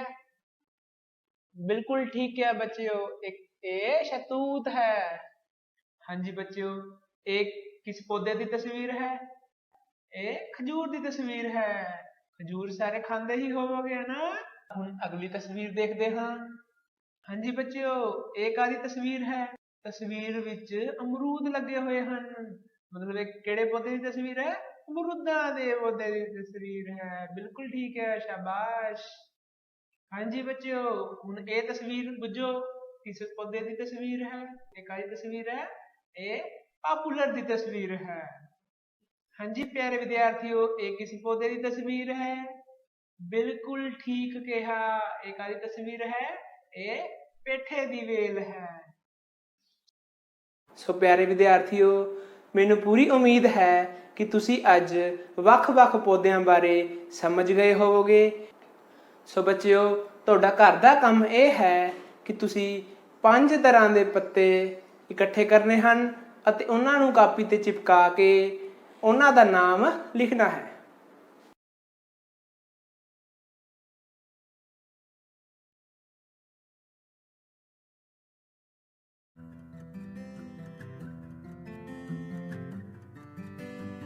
ਸਵਾਗਤ ਸੰਗ ਦੇ ਵਿਸ਼ੇ ਵਿੱਚ ਆਪ ਸਭ ਦਾ ਸਵਾਗਤ ਹੈ। ਬੱਚਿਓ, ਕਹਾਣੀ ਇਮਾਨਦਾਰੀ ਆਪਾਂ ਪਹਿਲਾਂ ਪੜ੍ਹ ਚੁੱਕੇ ਹਾਂ, ਜਿਸ ਤੋਂ ਸਾਨੂੰ ਸਦਾ ਇਮਾਨਦਾਰ ਬਣੇ ਰਹਿਣ ਦੀ ਸਿੱਖਿਆ ਮਿਲਦੀ ਹੈ। ਸੱਚਾਈ ਤੇ ਇਮਾਨਦਾਰੀ ਦਾ ਰਸਤਾ ਕਠਿਨ ਜ਼ਰੂਰ ਹੈ, ਪਰ ਇਮਾਨਦਾਰੀ ਸਦਾ ਸਰਾਹੀ ਜਾਂਦੀ ਹੈ। ਸੋ ਸਦਾ ਇਮਾਨਦਾਰ ਬਣੋ। ਬੱਚਿਓ, ਆਓ ਅੱਜ ਆਪਾਂ ਇਸ ਪਾਠ ਦੇ ਅਭਿਆਸ ਕਰਦੇ ਹਾਂ। ਹਾਂ ਜਾਂ ਨਹੀਂ ਚੁਣੋ। ਕਿਰਪਾਲ ਸਿੰਘ ਦੀ ਮੋਟਰ ਤੋਂ ਪਟਾ ਚੋਰੀ ਕਰਨ ਵਾਲੇ ਇਮਾਨਦਾਰ ਸਨ? ਬਿਲਕੁਲ ਸਹੀ ਜਵਾਬ ਨਹੀਂ। ਕਿਰਪਾਲ ਸਿੰਘ ਦੀ ਮੋਟਰ ਤੋਂ ਪਟਾ ਚੋਰੀ ਕਰਨ ਵਾਲੇ ਇਮਾਨਦਾਰ ਨਹੀਂ ਸਨ। ਕੀ ਕਿਰਪਾਲ ਸਿੰਘ ਨੂੰ ਚੋਰੀ ਕਰਨ ਬਾਰੇ ਸੋਚਣਾ ਚਾਹੀਦਾ ਸੀ? ਸ਼ਾਬਾਸ਼ ਬੱਚਿਓ, ਬਿਲਕੁਲ ਸਹੀ। ਨਹੀਂ, ਕਿਰਪਾਲ ਸਿੰਘ ਨੂੰ ਚੋਰੀ ਕਰਨ ਬਾਰੇ ਨਹੀਂ ਸੋਚਣਾ ਚਾਹੀਦਾ ਸੀ। ਕੀ ਕਿਰਪਾਲ ਸਿੰਘ ਦੇ ਦਾਦਾ ਜੀ ਨੇ ਉਸ ਨੂੰ ਸਹੀ ਰਸਤੇ ਤੇ ਪਾਇਆ? ਜੀ ਹਾਂ, ਬਿਲਕੁਲ ਸਹੀ ਜਵਾਬ ਬੱਚਿਓ। ਹਾਂ, ਕਿਰਪਾਲ ਸਿੰਘ ਦੇ ਦਾਦਾ ਜੀ ਨੇ ਉਸ ਨੂੰ ਸਹੀ ਰਸਤੇ ਤੇ ਪਾਇਆ। ਪਟਾ ਕੀ ਹੁੰਦਾ ਹੈ? ਪਟਾ ਇੱਕ ਚਮੜੀ ਜਾਂ ਰਬੜ ਦੀ ਬਣੀ ਬੈਲਟ ਵਾਂਗ ਹੁੰਦਾ ਹੈ ਅਤੇ ਇੰਜਣ ਜਾਂ ਮੋਟਰ ਤੇ ਚੜਾਇਆ ਜਾਂਦਾ ਹੈ, ਜੋ ਪਾਣੀ ਵਾਲੇ ਪੱਖੇ ਨੂੰ ਘੁਮਾ ਕੇ ਪਾਣੀ ਨੂੰ ਬਾਹਰ ਕੱਢਦਾ ਹੈ। ਕਿਰਪਾਲ ਸਿੰਘ ਦੇ ਮਿੱਤਰ ਦਾ ਕੀ ਨਾਂ ਸੀ?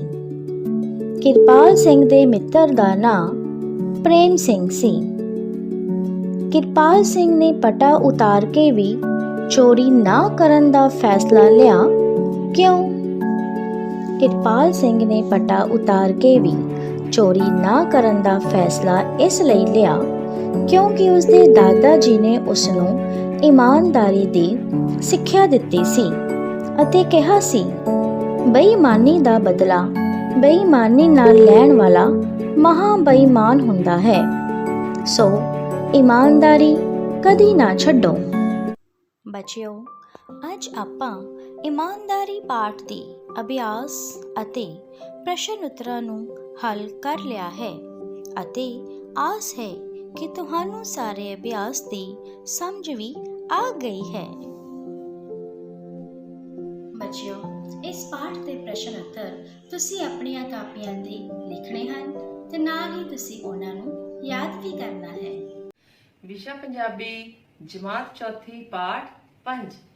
ਪਿਆਰੇ ਬੱਚਿਓ, ਤੁਸੀਂ ਪਾਠ ਵੀਰੂ ਤੇ ਮੰਗੂ ਤਾਂ ਪੜ੍ਹ ਲਿਆ ਹੈ। ਹੁਣ ਮੈਨੂੰ ਸਭ ਬੱਚੇ ਇਹ ਦੱਸੋ ਕਿ ਇਸ ਪਾਠ ਵਿੱਚ ਕੌਣ-ਕੌਣ ਸੀ? ਹਾਂਜੀ, ਸ਼ਾਬਾਸ਼। ਇਸ ਪਾਠ ਵਿੱਚ ਵੀਰੂ, ਮੰਗੂ, ਉਹਨਾਂ ਦੀ ਮਾਂ ਭਾਗਾ ਜਿਹੜੀ ਤੇ ਹੋਰ ਕੌਣ ਸੀ? ਜਗੀਰਾ ਕਿਸਾਨ ਸੀ। ਤਾਂ ਇਸ ਪਾਠ ਵਿੱਚ ਬੱਚਿਓ ਇਹ ਸਭ ਆਪਸ ਵਿੱਚ ਕੁਝ ਗੱਲਾਂ ਕਰ ਰਹੇ ਸਨ। ਤਾਂ ਅੱਜ ਦਾ ਸਾਡਾ ਵਿਸ਼ਾ ਵੀ ਇਹੀ ਹੈ। ਅੱਜ ਦਾ ਸਾਡਾ ਵਿਸ਼ਾ ਹੈ ਕਿਸਨੇ ਕਿਸ ਨੂੰ ਕੀ ਕਿਹਾ। ਤਾਂ ਸਭ ਬੱਚੇ ਆਪਣੇ ਪੰਨਾ ਨੰਬਰ 29 ਖੋਲੋ। ਸ਼ਾਬਾਸ਼। ਹੇਠ ਲਿਖੇ ਸ਼ਬਦ ਕਿਸਨੇ ਕਿਸ ਨੂੰ ਕਹੇ। ਬੱਚਿਓ, ਤੁਸੀਂ ਧਿਆਨ ਨਾਲ ਇਹਨਾਂ ਸ਼ਬਦਾਂ ਨੂੰ ਪੜ੍ਹਨਾ ਹੈ ਅਤੇ ਦੱਸਣਾ ਹੈ ਕਿ ਇਹ ਸ਼ਬਦ ਕਿਸਨੇ ਕਿਸ ਨੂੰ ਕਹੇ। ਪੁੱਤਰ, ਤੂੰ ਵੱਡਾ ਹੋ ਗਿਆ ਏ, ਹੁਣ ਘਾਹ ਪੱਤਾ ਚੁਗਿਆ ਕਰ। ਹਾਂਜੀ ਬੱਚਿਓ, ਇਹ ਸ਼ਬਦ ਕਿਸਨੇ ਕਿਸ ਨੂੰ ਕਹੇ ਸੀ? ਯਾਦ ਆਇਆ? ਸ਼ਾਬਾਸ਼, ਬਿਲਕੁਲ ਠੀਕ। ਇਹ ਸ਼ਬਦ ਵੀਰੂ ਅਤੇ ਮੰਗੂ ਦੀ ਮਾਂ ਨੇ ਵੀਰੂ ਨੂੰ ਕਹੇ ਸੀ। ਇੱਕ ਵਾਰੀ ਫੇਰ ਦੱਸੋ।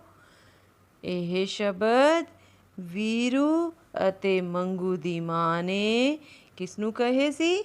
ਵੀਰੂ ਨੂੰ ਕਹੇ ਸੀ। ਜਦੋਂ ਵੀਰੂ ਮੇਮਣਾ ਦੁੱਧ ਪੀਣ ਲਈ ਛਾਲਾਂ ਮਾਰਦਾ ਹੋਇਆ ਆਪਣੀ ਮਾਂ ਕੋਲ ਆਉਂਦਾ ਹੈ ਤਾਂ ਉਸ ਸਮੇਂ ਉਸ ਦੀ ਮਾਂ ਕਹਿੰਦੀ ਹੈ ਕਿ ਹੁਣ ਤੂੰ ਵੱਡਾ ਹੋ ਗਿਆ ਏ, ਹੁਣ ਘਾਹ ਪੱਤਾ ਚੁਗਿਆ ਕਰ। ਤੂੰ ਵੀ ਹਿੰਮਤ ਕਰ ਲੈ। ਹਾਂਜੀ ਬੱਚਿਓ, ਇਹ ਸ਼ਬਦ ਕਿਸਨੇ ਕਿਸ ਨੂੰ ਕਹੇ ਸੀ? ਇਹ ਸ਼ਬਦ ਵੀਰੂ ਨੇ ਮੰਗੂ ਨੂੰ ਕਹੇ ਸੀ। ਕਿਸਨੇ ਕਹੇ ਸੀ? ਵੱਡੇ ਭਰਾ ਵੀਰੂ ਨੇ ਆਪਣੇ ਛੋਟੇ ਭਰਾ ਮੰਗੂ ਨੂੰ ਹੌਸਲਾ ਦੇਣ ਲਈ ਕਹੇ ਸੀ ਕਿ ਤੂੰ ਵੀ ਕਦੀ ਹਿੰਮਤ ਕਰਕੇ ਮਾਂ ਦਾ ਦੁੱਧ ਪੀ ਲੈ। ਪਰ ਛੋਟਾ ਭਰਾ ਮੰਗੂ ਕੀ ਕਹਿੰਦਾ ਹੈ? ਉਹ ਕਹਿੰਦਾ ਹੈ ਕਿ ਮੈਂ ਮਾਂ ਦਾ ਦੁੱਧ ਕਿਸ ਤਰ੍ਹਾਂ ਪੀਵਾਂ? ਮੈਨੂੰ ਤਾਂ ਭਾਗਾ ਜਿਹੜੀ ਹਰ ਸਮੇਂ ਆਪਣੀ ਗੋਦੀ ਵਿੱਚ ਹੀ ਚੁੱਕੀ ਰੱਖਦਾ ਹੈ। ਹਾਂਜੀ ਬੱਚਿਓ, ਧਿਆਨ ਨਾਲ ਦੇਖੋ ਇਹਨਾਂ ਸ਼ਬਦਾਂ ਨੂੰ। ਭਲਾ ਇਹ ਆਵਾਜ਼ਾਂ ਕੌਣ ਮਾਰਦਾ ਹੈ? ਯਾਦ ਆਇਆ ਬੱਚਿਓ, ਇਹ ਸ਼ਬਦ ਕਿਸਨੇ ਕਿਸ ਨੂੰ ਕਹੇ ਸੀ? ਹਾਂਜੀ ਬਿਲਕੁਲ ਠੀਕ, ਇਹ ਸ਼ਬਦ ਮੰਗੂ ਨੇ ਆਪਣੇ ਵੱਡੇ ਭਰਾ ਨੂੰ ਕਹੇ ਸੀ। ਕਦੋਂ ਕਹੇ ਸੀ? ਜਦੋਂ ਜਗੀਰਾ ਕਿਸਾਨ ਭਾਗ ਆਜੜੀ ਨੂੰ ਕਹਿੰਦਾ ਹੈ ਕਿ ਤੂੰ ਆਪਣੀਆਂ ਬੱਕਰੀਆਂ ਸਾਂਭ ਲੈ, ਇਹ ਮੇਰਾ ਖੇਤ ਉਜਾੜ ਦੇਣਗੀਆਂ। ਤਾਂ ਉਸ ਸਮੇਂ ਮੰਗੂ ਆਪਣੇ ਵੱਡੇ ਭਰਾ ਵੀਰੂ ਤੋਂ ਪੁੱਛਦਾ ਹੈ ਕਿ ਇਹ ਆਵਾਜ਼ਾਂ ਕੌਣ ਮਾਰ ਰਿਹਾ ਹੈ।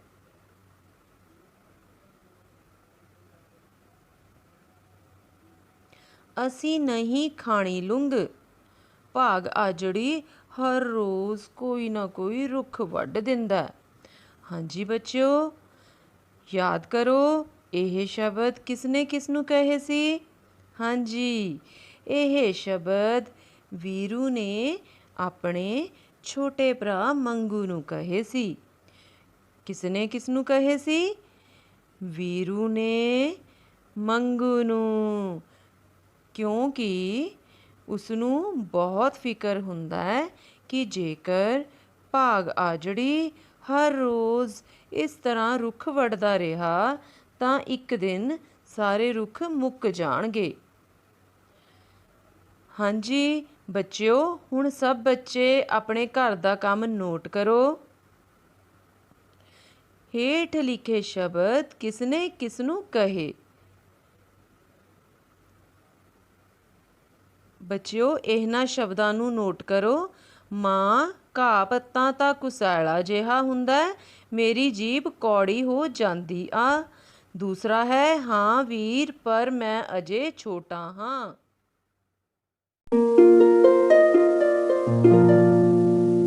ਪਿਆਰੇ ਬੱਚਿਓ, ਅੱਜ ਅਸੀਂ ਕਰਨ ਜਾ ਰਹੇ ਹਾਂ ਅਧਿਆਏ 2 ਸੰਖਿਆਵਾਂ ਉੱਪਰ ਮੁੱਢਲੀਆਂ ਕਿਰਿਆਵਾਂ। ਅੱਜ ਅਸੀਂ ਕਰੰਸੀ ਨੋਟਾਂ ਨਾਲ ਜੋੜ ਅਤੇ ਘਟਾਓ ਕਰਾਂਗੇ। ਬੱਚਿਓ, ਕੱਲ ਤੁਸੀਂ ਦੇਖਿਆ ਮਨਦੀਪ ਦੀ ਗੋਲਕ ਵਿੱਚ 250 ਰੁਪਏ ਸੀ। 305 ਰੁਪਏ ਉਸਤੇ ਮਾਮਾ ਜੀ ਨੇ ਉਸਨੂੰ ਹੋਰ ਦੇ ਦਿੱਤੇ ਤੇ ਮਨਦੀਪ ਦੇ ਰੁਪਏ 555 ਹੋ ਗਏ। ਬੱਚਿਓ, ਹੁਣ ਦੇਖਦੇ ਹਾਂ 555 ਰੁਪਏ ਵਿੱਚ 1-1 ਰੁਪਏ ਦੇ ਕਿੰਨੇ ਨੋਟ ਨੇ। 1 2 3 4 5। 1-1 ਰੁਪਏ ਦੇ 5 ਨੋਟ ਨੇ ਤੇ ਇਕਾਈ ਦੇ ਸਥਾਨ ਤੇ ਕੀ ਆਏਗਾ? 5। ਹੁਣ ਦੇਖਦੇ ਹਾਂ 10-10 ਰੁਪਏ ਦੇ ਕਿੰਨੇ ਨੋਟ ਨੇ। 1 2 3 4 5। 10-10 ਰੁਪਏ ਦੇ ਵੀ 5 ਨੋਟ ਨੇ ਤੇ ਦਹਾਈ ਦੇ ਸਥਾਨ ਤੇ ਵੀ ਕੀ ਆਏਗਾ? 5। ਹੁਣ ਦੇਖਦੇ ਹਾਂ 100 ਦੇ ਕਿੰਨੇ ਨੋਟ ਨੇ। 1 2 3 4 5। 100 ਦੇ ਵੀ 5 ਨੋਟ ਨੇ ਤੇ ਸੈਂਕੜੇ ਦੇ ਸਥਾਨ ਤੇ ਕੀ ਆਏਗਾ? 5। 555 ਰੁਪਏ। ਇੱਕ ਦਿਨ ਮਨਦੀਪ ਦੇ ਮਾਸੀ ਜੀ ਨੇ ਉਸਨੂੰ 220 ਰੁਪਏ ਹੋਰ ਦੇ ਦਿੱਤੇ ਤੇ ਹੁਣ ਦੇਖਦੇ ਹਾਂ 220 ਰੁਪਏ ਵਿੱਚ 1-1 ਦੇ ਕਿੰਨੇ ਨੋਟ ਨੇ। 1-1 ਦਾ ਕੋਈ ਨੋਟ ਨਹੀਂ ਨੇ, ਇਸ ਲਈ ਇਕਾਈ ਦੀ ਜਗ੍ਹਾ ਤੇ ਆ ਜਾਏਗਾ 0। ਹੁਣ ਦੇਖਦੇ ਹਾਂ 10-10 ਦੇ ਕਿੰਨੇ ਨੋਟ ਨੇ। 1 2। 10-10 ਤੇ 2 ਨੋਟ ਨੇ ਤੇ ਦਹਾਈ ਦੀ ਜਗ੍ਹਾ ਤੇ ਕੀ ਆ ਜਾਏਗਾ? 2। 100 ਦੇ ਕਿੰਨੇ ਨੋਟ ਨੇ। 100 ਦੇ ਵੀ 2 ਨੋਟ ਨੇ ਤੇ ਸੈਂਕੜੇ ਦੀ ਜਗ੍ਹਾ ਤੇ ਕੀ ਆ ਜਾਏਗਾ 2 220। बच्चों पहला मनदीप को 555 रुपए सी 220 रुपए उसते मासी जी ने होर दिते। हुण देखदे हां मनदीप को कुल किन्ने रुपए हो गए। एक एक दे किन्ने नोट ने गिनदे हां 1 2 3 4 5 एक एक रुपए दे 5 नोट ने ते इत्थे की आ जाएगा 5। हुण देखते हैं 10-10 रुपए दे किन्ने नोट ने 1 2 3 4 5 6 7 10-10 रुपए दे 7 नोट ने ते दहाई दे स्थान ते आ जाएगा 7। 100 दे गिनते हैं किन्ने नोट ने 1 2 3 4 5 6 7 100 दे भी 7 नोट ने ते हुण मनदीप दे रुपए हो गए 775। हुण मनदीप दे रुपए वधे ने ते जदों रुपए वधदे ने उदों असीं जोड़ करदे हां। बच्चों 775 रुपए विचों 400 रुपए मनदीप ने अपनी भैन नूं दे दिते। 1 2 100 200 300 400 400 रुपया मनदीप ने अपनी भैन नूं दे दिता।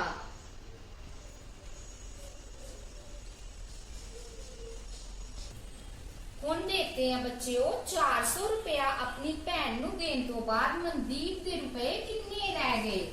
100 दे किन्ने एक एक दे किन्ने नोट ने 1 2 3 4 5 एक एक रुपए दे 5 नोट ने।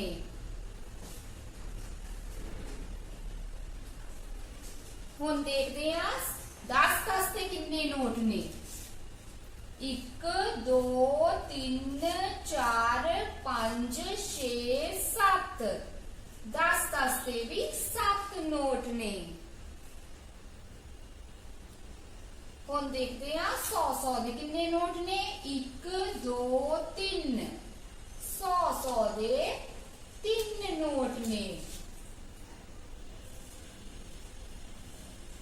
हुण देखो बच्चों पहला मनदीप को 775 रुपए सी 400 रुपए उसने अपनी भैन नूं दिते ते उसको 375 रुपए रह गए। हुण मनदीप दे रुपए घटे ने ते जदों रुपए घटदे ने उदों असीं घटाओ करदे हां। बच्चों इस तरह तुसीं देखिया कदे मनदीप दे पैसे रुपए वध रहे ने जदों ओदे रुपए वधे ते असीं जोड़ कीता ते जदों उसते रुपए घटे उदों असीं घटाओ कीती। इस तरह ही घर दे काम विच बच्चों तुसीं अपने पिता जी कोलों घर दीयां वस्तुआं दे मुੱਲ पुछणे ने ते कदे वस्तुआं दे मुੱਲਾਂ ਨੂੰ ਘਟਾਉਣਾ है ते कदे उन्हां दा जोड़ करना है। धन्नवाद।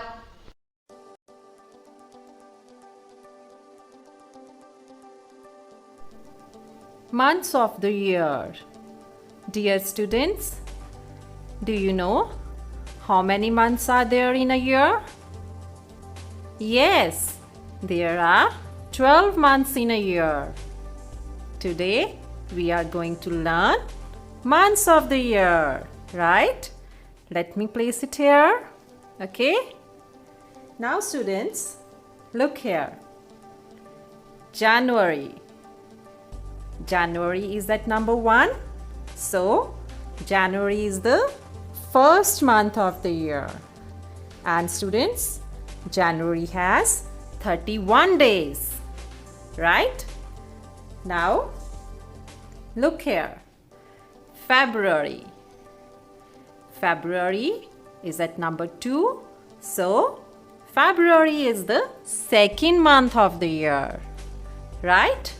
And students, February has 28 or 29 days. Right? Here comes March. March is at number 3. So, March is the third month of the year. right? And March has 31 days. Okay? Now look here. April. April is at number 4. So, April is the 4th month of the year, right? And students, April has 30 days. Okay? Right? Here comes May. May is at number 5. So, May is the 5th month of the year. Okay? And students, May has 31 days. Okay? Now, at number 6 is June. Yes, June is the 6th month of the year. And June has 30 days. Right? Students, at number 7 is July. July is the 7th month of the year. Okay? And July has 31 days. Right? Look here. August. August is at number 8. So, it is the 8th month of the year. And August has 31 days. Right? Now students, look here. Here comes September.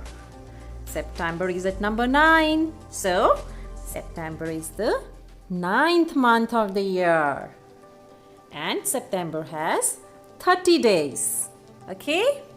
Students, look here. October. October is at number 10. So, it's 10th month of the year. And October has 31 days, right? Now look here. At number 11 is November. November is the 11th month of the year, right? And November has 30 days. Here comes at number 12, December. December is the last month of the year, right? 12th month of the year. And December has 31 days. Okay? Dear students, all these months, January, March, May, July, August, October, December, they have 31 days. These months are 7 in number. Okay? Students, these 4 months, April, June, September, November, they have 30 days. Okay? And the month February. February has 28 or 29 days. Okay? Now it's time for your homework. Kids, look here. This part we have done today, and now your homework is to write the months of the year in the space given below. So, write down the months of the year neatly and beautifully in your books. Okay? Give your best. Have a nice day.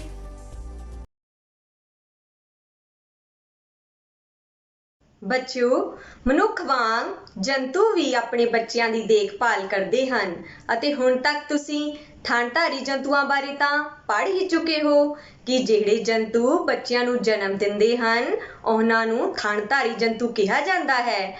ਆਓ ਅੱਗੇ ਆਂਡੇ ਦੇਣ ਵਾਲੇ ਜੰਤੂਆਂ ਬਾਰੇ ਪੜ੍ਹੀਏ। ਅੰਡੇ ਦੇਣ ਵਾਲੇ ਜੰਤੂ ਬੱਚਿਓ, ਸੱਪ, ਤੋਤਾ, ਕਾਂ, ਮੱਛੀ, ਮਗਰਮੱਛ, ਮੁਰਗੀ, ਕਿਰਲੀ, ਕੀੜੀ ਅਤੇ ਕੀਟ ਪਤੰਗੇ ਆਦਿ ਆਂਡੇ ਦੇਣ ਵਾਲੇ ਜੰਤੂਆਂ ਦੇ ਸਮੂਹ ਵਿੱਚ ਸ਼ਾਮਿਲ ਹਨ। ਪਰ ਬੱਚਿਓ, ਇਹਨਾਂ ਵਿੱਚੋਂ ਕੁਝ ਜੰਤੂ ਆਂਡੇ ਦੇਣ ਲਈ ਸੁਰੱਖਿਅਤ ਜਗ੍ਹਾ ਤਾਂ ਬਣਾਉਂਦੇ ਹਨ, ਪਰ ਆਪਣੇ ਬੱਚਿਆਂ ਲਈ ਭੋਜਨ ਦਾ ਪ੍ਰਬੰਧ ਜਾਂ ਉਹਨਾਂ ਦੀ ਸੁਰੱਖਿਆ ਲਈ ਕੁਝ ਨਹੀਂ ਕਰਦੇ, ਜਿਵੇਂ ਸੱਪ, ਮਗਰਮੱਛ, ਕਿਰਲੀ, ਡੱਡੂ, ਮੱਛੀ ਅਤੇ ਕੀਟ ਪਤੰਗੇ ਆਦਿ। ਬੱਚਿਓ, ਅਸੀਂ ਜੰਤੂਆਂ ਨੂੰ 2 ਸਮੂਹਾਂ ਵਿੱਚ ਵੰਡ ਸਕਦੇ ਹਾਂ, ਬੱਚੇ ਦੇਣ ਵਾਲੇ ਜੰਤੂ ਅਤੇ ਆਂਡੇ ਦੇਣ ਵਾਲੇ ਜੰਤੂ।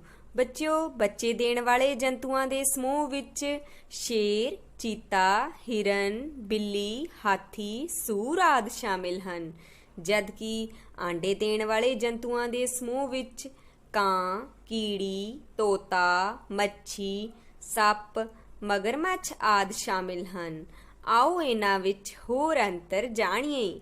ਬੱਚਿਓ, ਬੱਚੇ ਦੇਣ ਵਾਲੇ ਜੰਤੂਆਂ ਦੇ ਸਰੀਰ ਉੱਪਰ ਵਾਲ ਹੁੰਦੇ ਹਨ, ਜਦਕਿ ਆਂਡੇ ਦੇਣ ਵਾਲੇ ਜੰਤੂਆਂ ਦੇ ਸਰੀਰ ਉੱਪਰ ਵਾਲ ਨਹੀਂ ਹੁੰਦੇ।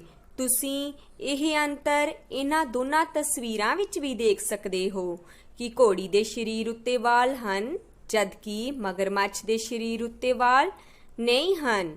ਅਗਲਾ ਅੰਤਰ, ਬੱਚੇ ਦੇਣ ਵਾਲੇ ਜੰਤੂਆਂ ਦੇ ਬਾਹਰੀ ਕੰਨ ਹੁੰਦੇ ਹਨ, ਜਦਕਿ ਆਂਡੇ ਦੇਣ ਵਾਲੇ ਜੰਤੂਆਂ ਦੇ ਬਾਹਰੀ ਕੰਨ ਨਹੀਂ ਹੁੰਦੇ।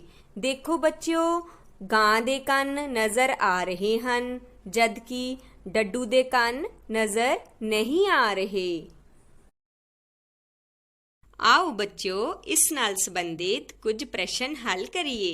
ਪ੍ਰਸ਼ਨ ਨੰਬਰ 1, ਹੇਠਾਂ ਦਿੱਤੇ ਜੰਤੂਆਂ ਵਿੱਚੋਂ ਕਿਹੜਾ ਜੰਤੂ ਆਂਡੇ ਦਿੰਦਾ ਹੈ? ਨੰਬਰ 1 ਬਿੱਲੀ, ਨੰਬਰ 2 ਸੱਪ, ਨੰਬਰ 3 ਸ਼ੇਰ, ਨੰਬਰ 4 ਹਾਥੀ। ਦੱਸੋ ਬੱਚਿਓ ਇਸ ਦਾ ਜਵਾਬ। ਸ਼ਾਬਾਸ਼, ਸੱਪ। ਸੱਪ ਆਂਡੇ ਦੇਣ ਵਾਲੇ ਜੰਤੂਆਂ ਦੇ ਸਮੂਹ ਵਿੱਚ ਸ਼ਾਮਿਲ ਹੈ। ਪ੍ਰਸ਼ਨ ਨੰਬਰ 2, ਹੇਠਾਂ ਦਿੱਤੇ ਜੰਤੂਆਂ ਵਿੱਚੋਂ ਕਿਹੜਾ ਜੰਤੂ ਬੱਚੇ ਦਿੰਦਾ ਹੈ?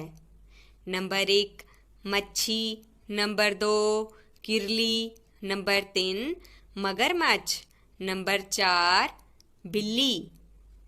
ਬੁੱਝੋ ਬੱਚਿਓ ਇਸ ਦਾ ਜਵਾਬ। ਜੀ ਹਾਂ, ਵੈਰੀ ਗੁੱਡ, ਬਿੱਲੀ। ਬਿੱਲੀ ਬੱਚੇ ਦੇਣ ਵਾਲੇ ਜੰਤੂਆਂ ਦੇ ਸਮੂਹ ਵਿੱਚ ਸ਼ਾਮਿਲ ਹੈ। ਬੱਚਿਓ, ਆਪਣੀ ਕਾਪੀ ਦੇ 2 ਪੰਨਿਆਂ ਉੱਤੇ ਇੱਕ ਪਾਸੇ ਆਂਡੇ ਦੇਣ ਵਾਲੇ ਅਤੇ ਦੂਜੇ ਪਾਸੇ ਬੱਚੇ ਦੇਣ ਵਾਲੇ ਜੰਤੂਆਂ ਦੀਆਂ ਤਸਵੀਰਾਂ ਬਣਾਓ ਜਾਂ ਚਿਪਕਾਓ। ਪਿਆਰੇ ਬੱਚਿਓ, ਸਤਿ ਸ਼੍ਰੀ ਅਕਾਲ। ਅੱਜ ਅਸੀਂ ਸ਼੍ਰੀ ਪ੍ਰੇਮ ਗੋਰਖੀ ਜੀ ਦੁਆਰਾ ਲਿਖੀ ਕਹਾਣੀ ਸਿਆਣੀ ਗੱਲ ਦੇ ਅਭਿਆਸੀ ਪ੍ਰਸ਼ਨਾਂ ਦੇ ਉੱਤਰ ਕਰਾਂਗੇ। ਤੁਹਾਨੂੰ ਸਾਰਿਆਂ ਨੂੰ ਇਹ ਪ੍ਰਸ਼ਨ ਉੱਤਰ ਆਉਂਦੇ ਹੀ ਹੋਣਗੇ, ਪਰ ਫਿਰ ਵੀ ਜੇ ਤੁਹਾਨੂੰ ਕੋਈ ਉੱਤਰ ਨਹੀਂ ਆਉਂਦਾ ਤਾਂ ਕੋਈ ਗੱਲ ਨਹੀਂ, ਅਸੀਂ ਮਿਲ ਕੇ ਇਹਨਾਂ ਦੇ ਉੱਤਰ ਕਰਦੇ ਹਾਂ। ਤੇ ਆਓ ਫਿਰ ਸ਼ੁਰੂ ਕਰੀਏ। ਸਾਡਾ ਪਹਿਲਾ ਪ੍ਰਸ਼ਨ ਹੈ, ਡਾਕਟਰ ਰਾਜਿੰਦਰ ਕੁੰਦਨ ਦੀਆਂ ਕਿਹੜੀਆਂ ਗੱਲਾਂ ਤੋਂ ਪ੍ਰਭਾਵਿਤ ਹੋਇਆ ਸੀ? ਬੱਚਿਓ, ਤੁਹਾਨੂੰ ਪਤਾ ਹੀ ਹੈ ਕਿ ਜਦੋਂ ਰਾਜਿੰਦਰ ਨੇ ਕੁੰਦਨ ਨੂੰ ਸਕੂਟਰ ਚਲਾਉਂਦਾ ਦੇਖਿਆ ਸੀ ਤਾਂ ਉਹ ਹੈਰਾਨ ਹੀ ਹੋ ਗਿਆ ਕਿ ਇੰਨੀ ਜਲਦੀ ਕੁੰਦਨ ਨੂੰ ਸਕੂਟਰ ਚਲਾਉਣਾ ਕਿਵੇਂ ਆ ਗਿਆ ਤੇ ਉਹ ਬਿਨਾਂ ਕਿਸੇ ਡਰ ਤੋਂ ਕਿੰਨਾ ਵਧੀਆ ਸਕੂਟਰ ਚਲਾ ਰਿਹਾ ਹੈ। ਤੇ ਬੱਚਿਓ, ਇਸ ਪ੍ਰਸ਼ਨ ਦਾ ਉੱਤਰ ਫਿਰ ਅਸੀਂ ਇਸ ਤਰ੍ਹਾਂ ਲਿਖਾਂਗੇ। ਡਾਕਟਰ ਰਾਜਿੰਦਰ ਕੁੰਦਨ ਦੁਆਰਾ ਇੱਕ ਹੀ ਦਿਨ ਵਿੱਚ ਸਕੂਟਰ ਚਲਾਉਣਾ ਸਿੱਖ ਲੈਣ ਅਤੇ ਫਿਰ ਆਪ ਹੀ ਸਕੂਟਰ ਚਲਾ ਕੇ ਪਿੰਡ ਆ ਜਾਣ ਵਾਲੀਆਂ ਗੱਲਾਂ ਤੋਂ ਪ੍ਰਭਾਵਿਤ ਹੋਇਆ ਸੀ। ਸਾਡਾ ਦੂਸਰਾ ਪ੍ਰਸ਼ਨ ਹੈ, ਰਾਜਿੰਦਰ ਪੂਰਾ ਹਫ਼ਤਾ ਕਿਹੜੀਆਂ ਸੋਚਾਂ ਵਿੱਚ ਪਿਆ ਰਿਹਾ? ਬੱਚਿਓ, ਕਹਾਣੀ ਪੜ੍ਹ ਕੇ ਪਤਾ ਲੱਗਦਾ ਹੈ ਕਿ ਕੁੰਦਨ ਨੂੰ ਸਕੂਟਰ ਚਲਾਉਂਦਾ ਵੇਖ ਕੇ ਰਾਜਿੰਦਰ ਬਹੁਤ ਪ੍ਰਭਾਵਿਤ ਹੋਇਆ ਸੀ ਤੇ ਕੁੰਦਨ ਤੇ ਉਸ ਦਾ ਸਕੂਟਰ ਰਾਜਿੰਦਰ ਦੀਆਂ ਅੱਖਾਂ ਅੱਗੇ ਘੁੰਮਦੇ ਰਹੇ ਤੇ ਉਹ ਉਸ ਬਾਰੇ ਹੀ ਸੋਚਦਾ ਰਿਹਾ। ਬੱਚਿਓ, ਇਸ ਪ੍ਰਸ਼ਨ ਦਾ ਉੱਤਰ ਅਸੀਂ ਕੀ ਲਿਖਾਂਗੇ? ਹਾਂ, ਬਿਲਕੁਲ ਸਹੀ ਦੱਸ ਰਹੇ ਹੋ। ਤੇ ਆਓ ਲਿਖੀਏ ਫਿਰ ਇਸ ਦਾ ਉੱਤਰ। ਪੂਰਾ ਹਫ਼ਤਾ ਹੀ ਰਾਜਿੰਦਰ ਇਹ ਸੋਚਦਾ ਰਿਹਾ ਕਿ ਪੜ੍ਹਨ ਲਿਖਣ ਦਾ ਕੋਈ ਫਾਇਦਾ ਨਹੀਂ ਹੈ, ਉਸਨੂੰ ਵੀ ਕੁੰਦਨ ਵਾਂਗ ਸਕੂਟਰਾਂ ਦਾ ਕੰਮ ਸਿੱਖ ਲੈਣਾ ਚਾਹੀਦਾ ਹੈ ਤੇ ਫਿਰ ਉਹ ਵੀ ਆਪ ਹੀ ਸਕੂਟਰ ਚਲਾ ਕੇ ਘੁੰਮ ਫਿਰ ਲਿਆ ਕਰੇਗਾ। ਸਾਡਾ ਅਗਲਾ ਪ੍ਰਸ਼ਨ ਹੈ, ਰਾਜਿੰਦਰ ਨੂੰ ਕਿਤਾਬ ਵਿੱਚ ਪੜ੍ਹੀ ਕਿਹੜੀ ਗੱਲ ਯਾਦ ਆ ਗਈ? ਬੱਚਿਓ, ਪਾਠ ਵਿੱਚ ਅਸੀਂ ਪੜ੍ਹਿਆ ਹੈ ਕਿ ਰਾਜਿੰਦਰ ਨੂੰ ਸੋਚਾਂ ਵਿੱਚ ਡੁੱਬਿਆ ਦੇਖ ਕੇ ਉਸਦੇ ਪਿਤਾ ਜੀ ਨੇ ਜਦੋਂ ਕਾਰਨ ਪੁੱਛਿਆ ਤਾਂ ਰਾਜਿੰਦਰ ਚੁੱਪ ਰਿਹਾ। ਪਰ ਥੋੜ੍ਹੀ ਦੇਰ ਬਾਅਦ ਉਸਨੂੰ ਕਿਸੇ ਕਿਤਾਬ ਦੀ ਕੋਈ ਪੜ੍ਹੀ ਗੱਲ ਯਾਦ ਆ ਗਈ ਤੇ ਉਸਨੇ ਆਪਣੇ ਪਿਤਾ ਜੀ ਦੇ ਸਵਾਲ ਦਾ ਸਾਫ਼ ਸ਼ਬਦਾਂ ਵਿੱਚ ਜਵਾਬ ਦਿੱਤਾ। ਤੇ ਉਹ ਕਿਹੜੀ ਗੱਲ ਸੀ?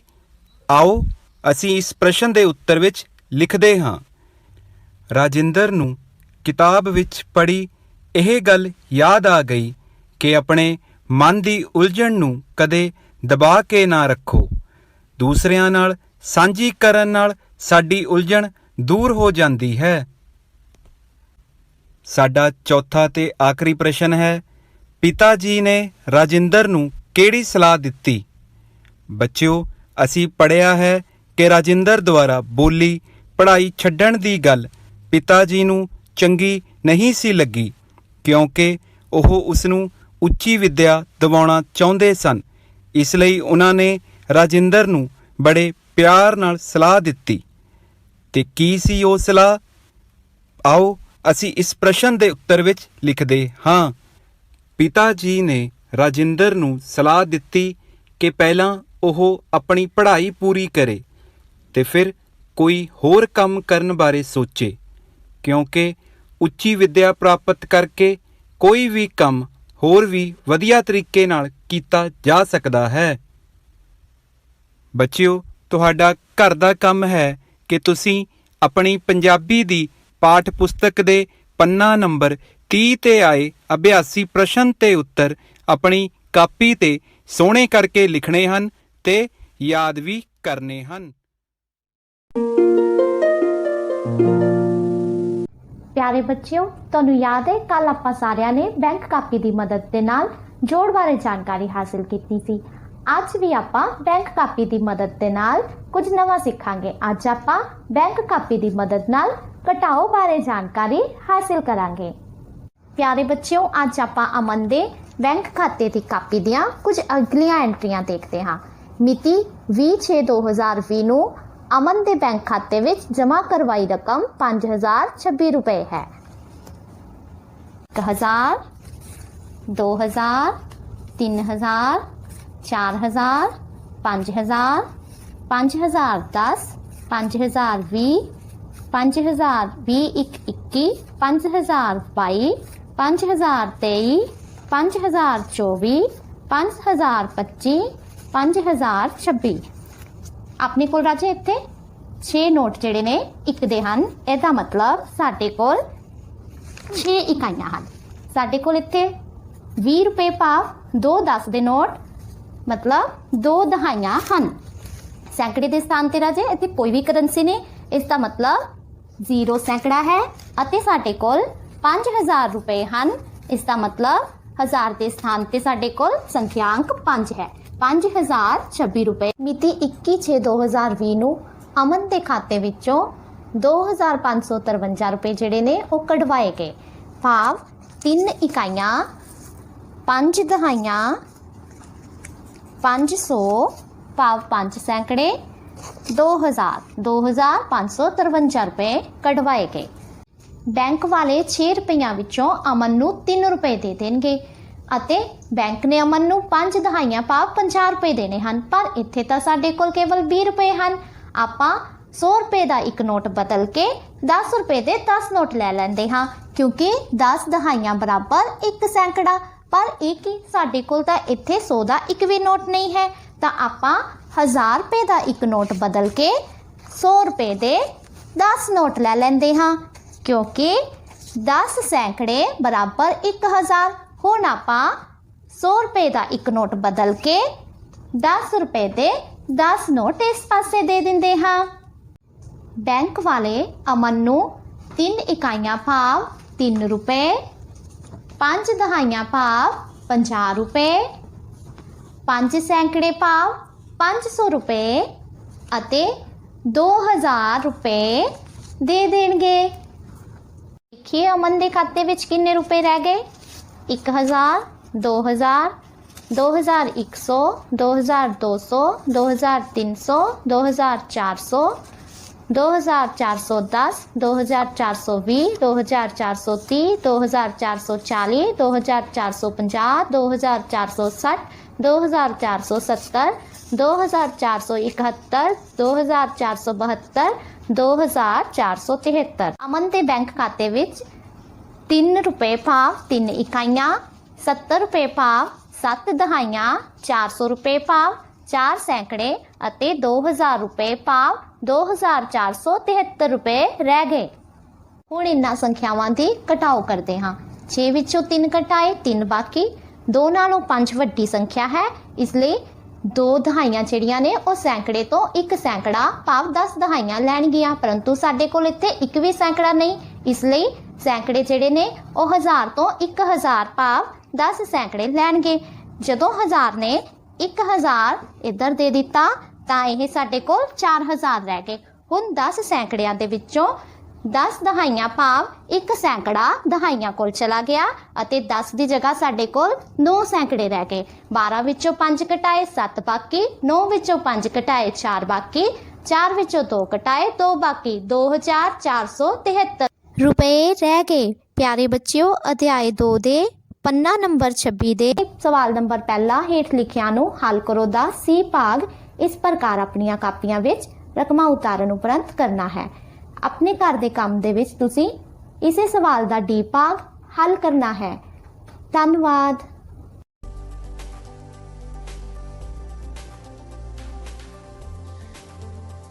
Hello dear children, today my topic is from lesson number 2, Two Frogs. Dear children, today we are going to do some multiple choice questions. Let's start. Our first question is, they are not using their toilets. Here, they means options are Pala and Biro, animals, frogs, or people. Yes, dear children, do you remember paragraph 3 in which Biro said to Pala, they are not using their toilets. They means people of the village. So here they means people. So option D is the correct one. They are not using their toilets. People are not using their toilets. Next question. Choose the correct option. We will go to home dash bus. Let's see the options. With, on, in, or by. Dear children, we have to fill here appropriate preposition. We will go to home by bus. So option D is the correct one. Next question. Biro grumbled. Advancement? Don't you realize that our health is at stake?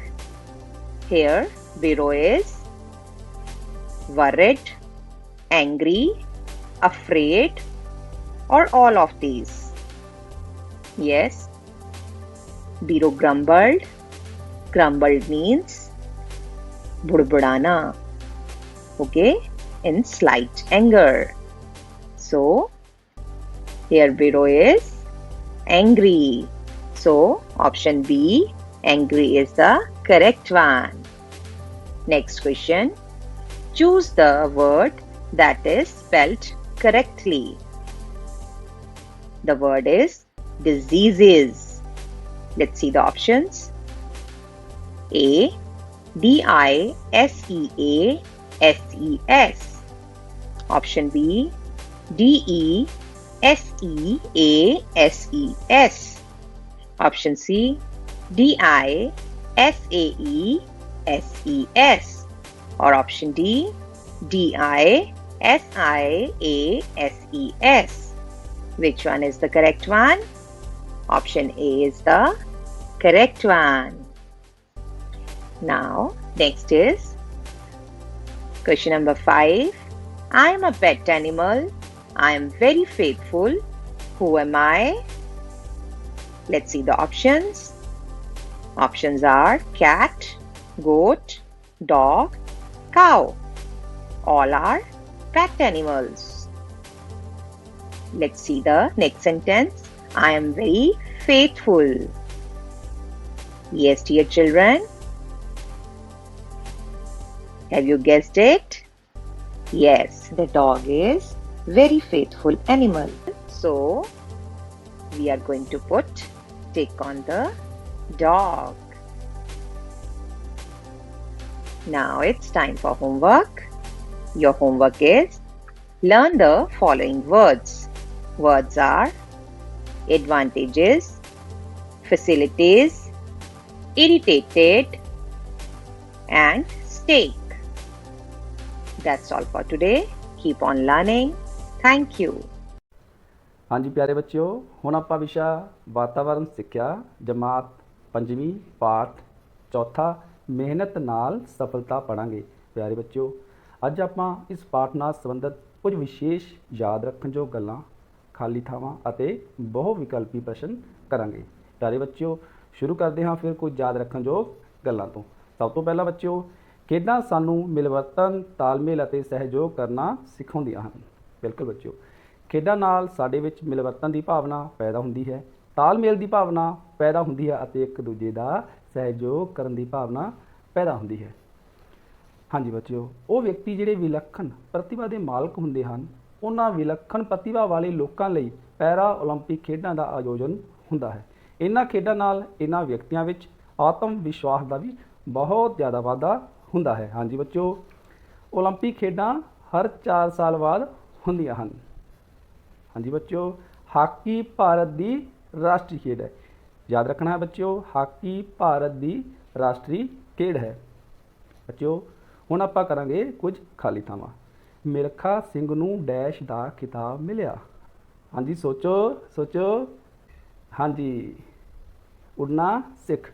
Milkha Singh ਨੂੰ ਉਡਣਾ ਸਿੱਖ ਦਾ, ਜਿਸ ਨੂੰ flying ਸਿੱਖ ਵੀ ਕਿਹਾ ਜਾਂਦਾ ਹੈ, ਦਾ ਖਿਤਾਬ ਮਿਲਿਆ। ਹਾਂਜੀ ਬੱਚਿਓ, ਅੱਗੇ ਲਗਾਤਾਰ ਅਤੇ ਅੰਥਕ ਡੈਸ਼ ਜੀਵਨ ਦੀ ਕਾਮਯਾਬੀ ਦਾ ਰਾਜ ਹੈ। ਸੋਚੋ। ਹਾਂਜੀ ਬਿਲਕੁਲ ਸਹੀ, ਮਿਹਨਤ। ਲਗਾਤਾਰ ਅਤੇ ਅੰਥਕ ਮਿਹਨਤ ਜੀਵਨ ਦੀ ਕਾਮਯਾਬੀ ਦਾ ਰਾਜ ਹੈ। ਹਾਂਜੀ ਬੱਚਿਓ, ਹੁਣ ਆਪਾਂ ਕਰਾਂਗੇ ਪਾਠ ਨਾਲ ਸੰਬੰਧਿਤ ਬਹੁ ਵਿਕਲਪੀ ਪ੍ਰਸ਼ਨ।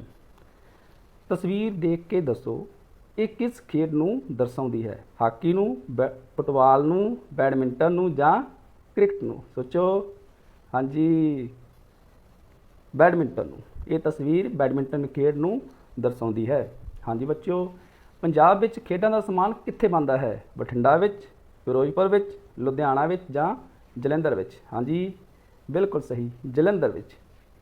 ਹਾਂਜੀ ਬੱਚਿਓ, ਅੱਗੇ ਹੌਸਲਾ, ਹਾਰ ਨੂੰ ਸਵੀਕਾਰ ਕਰਨਾ, ਮਿਹਨਤ, ਲਗਨ ਆਦਿ ਗੁਣ ਕਿਸ ਨਾਲ ਪੈਦਾ ਹੁੰਦੇ ਹਨ? ਪਾਰਕ ਵਿੱਚ ਸੈਰ ਕਰਨ ਨਾਲ, ਖੇਡਾਂ ਵਿੱਚ ਭਾਗ ਲੈਣ ਨਾਲ, ਟੀਵੀ ਦੇਖਣ ਨਾਲ ਜਾਂ ਕਿਤਾਬਾਂ ਪੜ੍ਹਨ ਨਾਲ? ਸੋਚੋ ਬੱਚੋ, ਕੀ ਆਪਸ਼ਨ ਸਹੀ ਹੈ? ਹਾਂਜੀ ਬਿਲਕੁਲ ਸਹੀ। ਕੀ ਆਪਸ਼ਨ ਹੈ ਇਸ ਦੀ? ਖੇਡਾਂ ਵਿੱਚ ਭਾਗ ਲੈਣ ਨਾਲ। ਹੌਸਲਾ, ਹਾਰ ਨੂੰ ਸਵੀਕਾਰ ਕਰਨਾ, ਮਿਹਨਤ, ਲਗਨ ਆਦਿ ਗੁਣ ਖੇਡਾਂ ਵਿੱਚ ਭਾਗ ਲੈਣ ਨਾਲ ਪੈਦਾ ਹੁੰਦੇ ਹਨ। ਹਾਂਜੀ ਬੱਚਿਓ, ਹੁਣ ਕਰਦੇ ਹਾਂ ਘਰ ਦਾ ਕੰਮ। ਸਭ ਤੋਂ ਪਹਿਲਾਂ ਮਿਲਖਾ ਸਿੰਘ ਹੋਰ ਕਿਹੜੇ ਨਾਮ ਦੇ ਖਿਤਾਬ ਨਾਲ ਮਸ਼ਹੂਰ ਹੋਏ? ਮਿਲਖਾ ਸਿੰਘ ਹੋਰ ਕਿਹੜੇ ਨਾਮ ਦੇ ਖਿਤਾਬ ਨਾਲ ਮਸ਼ਹੂਰ ਹੋਏ? ਅਗਲਾ ਪ੍ਰਸ਼ਨ ਬੱਚਿਓ, ਭਾਰਤ ਦੀ ਰਾਸ਼ਟਰੀ ਖੇਡ ਕਿਹੜੀ ਹੈ? ਹਾਂਜੀ ਤੀਜਾ ਬੱਚਿਓ, ਪੰਜਾਬ ਵਿੱਚ ਖੇਡਾਂ ਦਾ ਸਮਾਨ ਕਿੱਥੇ ਬਣਦਾ ਹੈ? ਸਾਰੇ ਬੱਚਿਆਂ ਨੇ ਇਹ ਘਰ ਦਾ ਕੰਮ ਸੋਹਣੀ ਲਿਖਾਈ ਦੇ ਵਿੱਚ ਆਪਣੀਆਂ ਕਾਪੀਆਂ ਤੇ ਕਰਨਾ ਹੈ। ਬਹੁਤ ਹੀ ਸਤਿਕਾਰਯੋਗ ਅਧਿਆਪਕ ਸਾਹਿਬਾਨ ਅਤੇ ਪਿਆਰੇ ਵਿਦਿਆਰਥੀਓ, ਸਾਰਿਆਂ ਨੂੰ ਪਿਆਰ ਭਰੀ ਸਤਿ ਸ਼੍ਰੀ ਅਕਾਲ। ਹਾਂ ਬੇਟਾ, ਆਪਾਂ ਪਿਛਲੇ ਕੁਝ ਦਿਨਾਂ ਤੋਂ ਪੰਜਾਬੀ ਦੀ ਸੁੰਦਰ ਲਿਖਾਈ ਦੇ ਉੱਤੇ ਕੰਮ ਕਰਦੇ ਪਏ ਆ ਔਰ ਮੈਂ ਤੁਹਾਨੂੰ ਪਹਿਲਾਂ ਵੀ ਦੱਸ ਦਿੱਤਾ ਸੀ ਵੀ ਕੋਈ ਵੀ ਨਵੀਂ ਚੀਜ਼ ਨਹੀਂ ਦੱਸ ਰਿਹਾ। ਮੈਂ ਤੁਹਾਨੂੰ ਜੋ ਤੁਹਾਡੇ ਕਾਇਦੇ ਦੇ ਉੱਤੇ ਜਾਂ ਤੁਹਾਡੀ ਕਿਤਾਬ ਦੇ ਉੱਤੇ ਬਣਤਰ ਬਣੀ ਹੋਈ ਆ ਉਹਨੂੰ ਹੀ ਇੱਕ ਅਲੱਗ ਦ੍ਰਿਸ਼ਟੀਕੋਣ ਤੋਂ ਤੁਹਾਨੂੰ ਦਿਖਾਇਆ ਜਾ ਰਿਹਾ ਹੈ। ਸੋ ਅੱਜ ਬੱਚੇ ਆਪਾਂ ਜਿਹੜਾ ਹੈਗਾ ਆ ਚੌਥੇ ਸੈੱਟ ਦੇ ਤੀਜੇ ਅੱਖਰ ਤੇ ਪਹੁੰਚ ਗਏ ਹੋਏ ਆ। ਚੌਥੇ ਸੈੱਟ ਦਾ ਤੀਜਾ ਅੱਖਰ ਡੱਡਾ। ਤਾਂ ਤੁਸੀਂ ਬੱਚੇ ਧਿਆਨ ਦੇ ਨਾਲ ਦੇਖੋ, ਅੱਖਰ ਡੱਡਾ ਦੀ ਬਣਤਰ ਆ ਜਿਹੜੀ ਉਹ ਅਸੀਂ ਕਿਸ ਤਰ੍ਹਾਂ ਬਣਾਉਣੀ ਆ। ਸਭ ਤੋਂ ਪਹਿਲੇ ਸਟੈਪ ਦੇ ਵਿੱਚ ਅਸੀਂ ਕੀ ਕਰਨਾ ਆ, ਉੱਪਰਲੀ ਰੇਖਾ ਦੇ ਬਿਲਕੁਲ ਉੱਤੇ ਜਿੰਨੀ ਅਸੀਂ ਅੱਖਰ ਦੀ ਚੌੜਾਈ ਰੱਖਣੀ ਆ ਉਸ ਹਿਸਾਬ ਦੇ ਨਾਲ ਆਪਾਂ ਸਿੱਧੀ ਰੇਖਾ ਜਿਹੜੀ ਆ ਉਹ ਖਿੱਚ ਲੈਣੀ ਆ। ਉਹਦੇ ਤੋਂ ਬਾਅਦ ਚ ਬੇਟਾ ਇਸ ਬਿੰਦੂ ਤੋਂ ਥੋੜਾ ਜਿਹਾ ਅੰਦਰਲੇ ਪਾਸਿਓਂ ਅਸੀਂ ਇੱਥੋਂ ਸ਼ੁਰੂ ਕਰਦੇ ਹੋਏ ਇੱਥੇ ਆ ਗਏ ਬੱਚੇ। ਇਹ ਧਿਆਨ ਰੱਖਣਾ ਵੀ ਆਹ ਸੈਂਟਰ ਲਾਈਨ ਤੋਂ ਥੋੜਾ ਜਿਹਾ ਉੱਪਰ ਛੋਟਾ ਹੁੰਦਾ, ਕਿਉਂਕਿ ਡੱਡੇ ਦੇ ਹੇਠਲੇ ਪਾਸੇ ਜਿਹੜੀ ਆ 0 ਉਹ ਵੱਡੀ ਬਣਦੀ ਆ। ਫਿਰ ਅਸੀਂ ਇਸ ਬਿੰਦੂ ਤੋਂ ਸੇਮ ਟਰੈਕ ਤੇ ਵਾਪਸ ਚੱਲਦੇ ਹੋਏ ਇੱਥੋਂ ਜੋ ਟਰੈਕ ਫੇਰ ਬਦਲਦੇ ਹੋਏ ਇਸ ਅੱਖਰ ਦੇ ਵਿੱਚ ਬੇਟਾ ਗੋਲਾਈ ਦਾ ਹੀ ਵਿਸ਼ੇਸ਼ ਧਿਆਨ ਰੱਖਣਾ। ਇੱਥੋਂ ਥੱਲੇ ਆ ਗਏ, ਥੱਲੇ ਆ ਕੇ ਇੱਥੋਂ ਗੋਲਾਈ ਦਿੰਦੇ ਹੋਏ ਇਸ ਗੋਲਾਈ ਨੂੰ ਇਸ ਬਿੰਦੂ ਦੇ ਉੱਤੇ ਜਾ ਕੇ ਅਸੀਂ ਬੰਦ ਕਰਨਾ ਆ। ਬਸ ਬੇਟਾ ਆਹ ਗੋਲਾਈ ਤੇ ਆਹ ਗੋਲਾਈ ਇੱਕੋ ਸੇਧ ਦੇ ਵਿੱਚ ਹੁੰਦੀਆਂ, ਆਹ ਪੁਆਇੰਟ ਤੇ ਆਹ ਪੁਆਇੰਟ ਇੱਕੋ ਸੇਧ ਦੇ ਵਿੱਚ ਹੁੰਦੇ ਆ। ਫਿਰ ਧਿਆਨ ਨਾਲ ਬੱਚੇ ਦੇਖ ਲਓ ਤੁਸੀਂ ਅੱਖਰ ਡੱਡਾ ਦੀ ਬਣਤਰ ਅਸੀਂ ਕਿਸ ਤਰ੍ਹਾਂ ਬਣਾਵਾਂਗੇ। ਸਭ ਤੋਂ ਪਹਿਲੇ ਸਟੈਪ ਦੇ ਵਿੱਚ ਅਸੀਂ ਜਿੰਨੀ ਅੰਦਾਜ਼ੇ ਨਾਲ ਅੱਖਰ ਦੀ ਚੌੜਾਈ ਲੈਣੀ ਆਹ ਰੇਖਾ ਲਾ ਲਈ। ਉਹਦੇ ਤੋਂ ਬਾਅਦ ਦੇ ਵਿੱਚ ਇੱਥੋਂ ਗੋਲਾਈ ਦਿੰਦੇ ਹੋਏ ਇਸ ਪੁਆਇੰਟ ਦੇ ਉੱਤੇ, ਇੱਥੋਂ ਫਿਰ ਸੇਮ ਟਰੈਕ ਤੇ ਵਾਪਸ ਔਰ ਇੱਥੋਂ ਗੋਲਾਈ ਦਿੰਦੇ ਹੋਏ ਥੱਲੇ, ਇੱਥੋਂ ਦੀ ਘੁੰਮ ਕੇ ਇਹਦੀ 0 ਆ ਜਿਹੜੀ ਉਹ ਵੱਡੀ ਬਣਦੀ ਆ ਔਰ ਪਿੱਛੇ ਜਾ ਕੇ ਟੱਚ ਕਰਾਉਣੀ ਆ। ਇਹ ਧਿਆਨ ਰੱਖਣਾ ਬੱਚੇ, ਇਹਨੂੰ ਇੱਥੋਂ ਨਹੀਂ ਮੋੜ ਦੇਣਾ, ਠੀਕ ਹੈ। ਪਿੱਛੇ ਆ ਕੇ ਡੱਡੇ ਦੀ 0 ਆ ਜਿਹੜੀ ਉਹ ਵੱਡੀ ਬਣਦੀ ਹੁੰਦੀ ਆ। ਸੋ ਇਹ ਆ ਬੇਟਾ ਅੱਖਰ ਡੱਡਾ ਦੀ ਬਣਤਰ। ਤੇ ਤੁਸੀਂ ਇਹ ਵਰਕਸ਼ੀਟਾਂ ਦੇ ਉੱਤੇ ਆਪਣੀਆਂ ਦੇ ਉੱਤੇ ਜਾਂ ਕਾਪੀਆਂ ਦੇ ਉੱਤੇ ਪੈਨਸਲ ਦੇ ਨਾਲ ਡੱਡਾ ਅੱਖਰ ਦਾ ਜਿਹੜਾ ਅਭਿਆਸ ਕਰਨਾ ਆ। ਸੋ ਤੁਹਾਡਾ ਬਹੁਤ ਬਹੁਤ ਧੰਨਵਾਦ।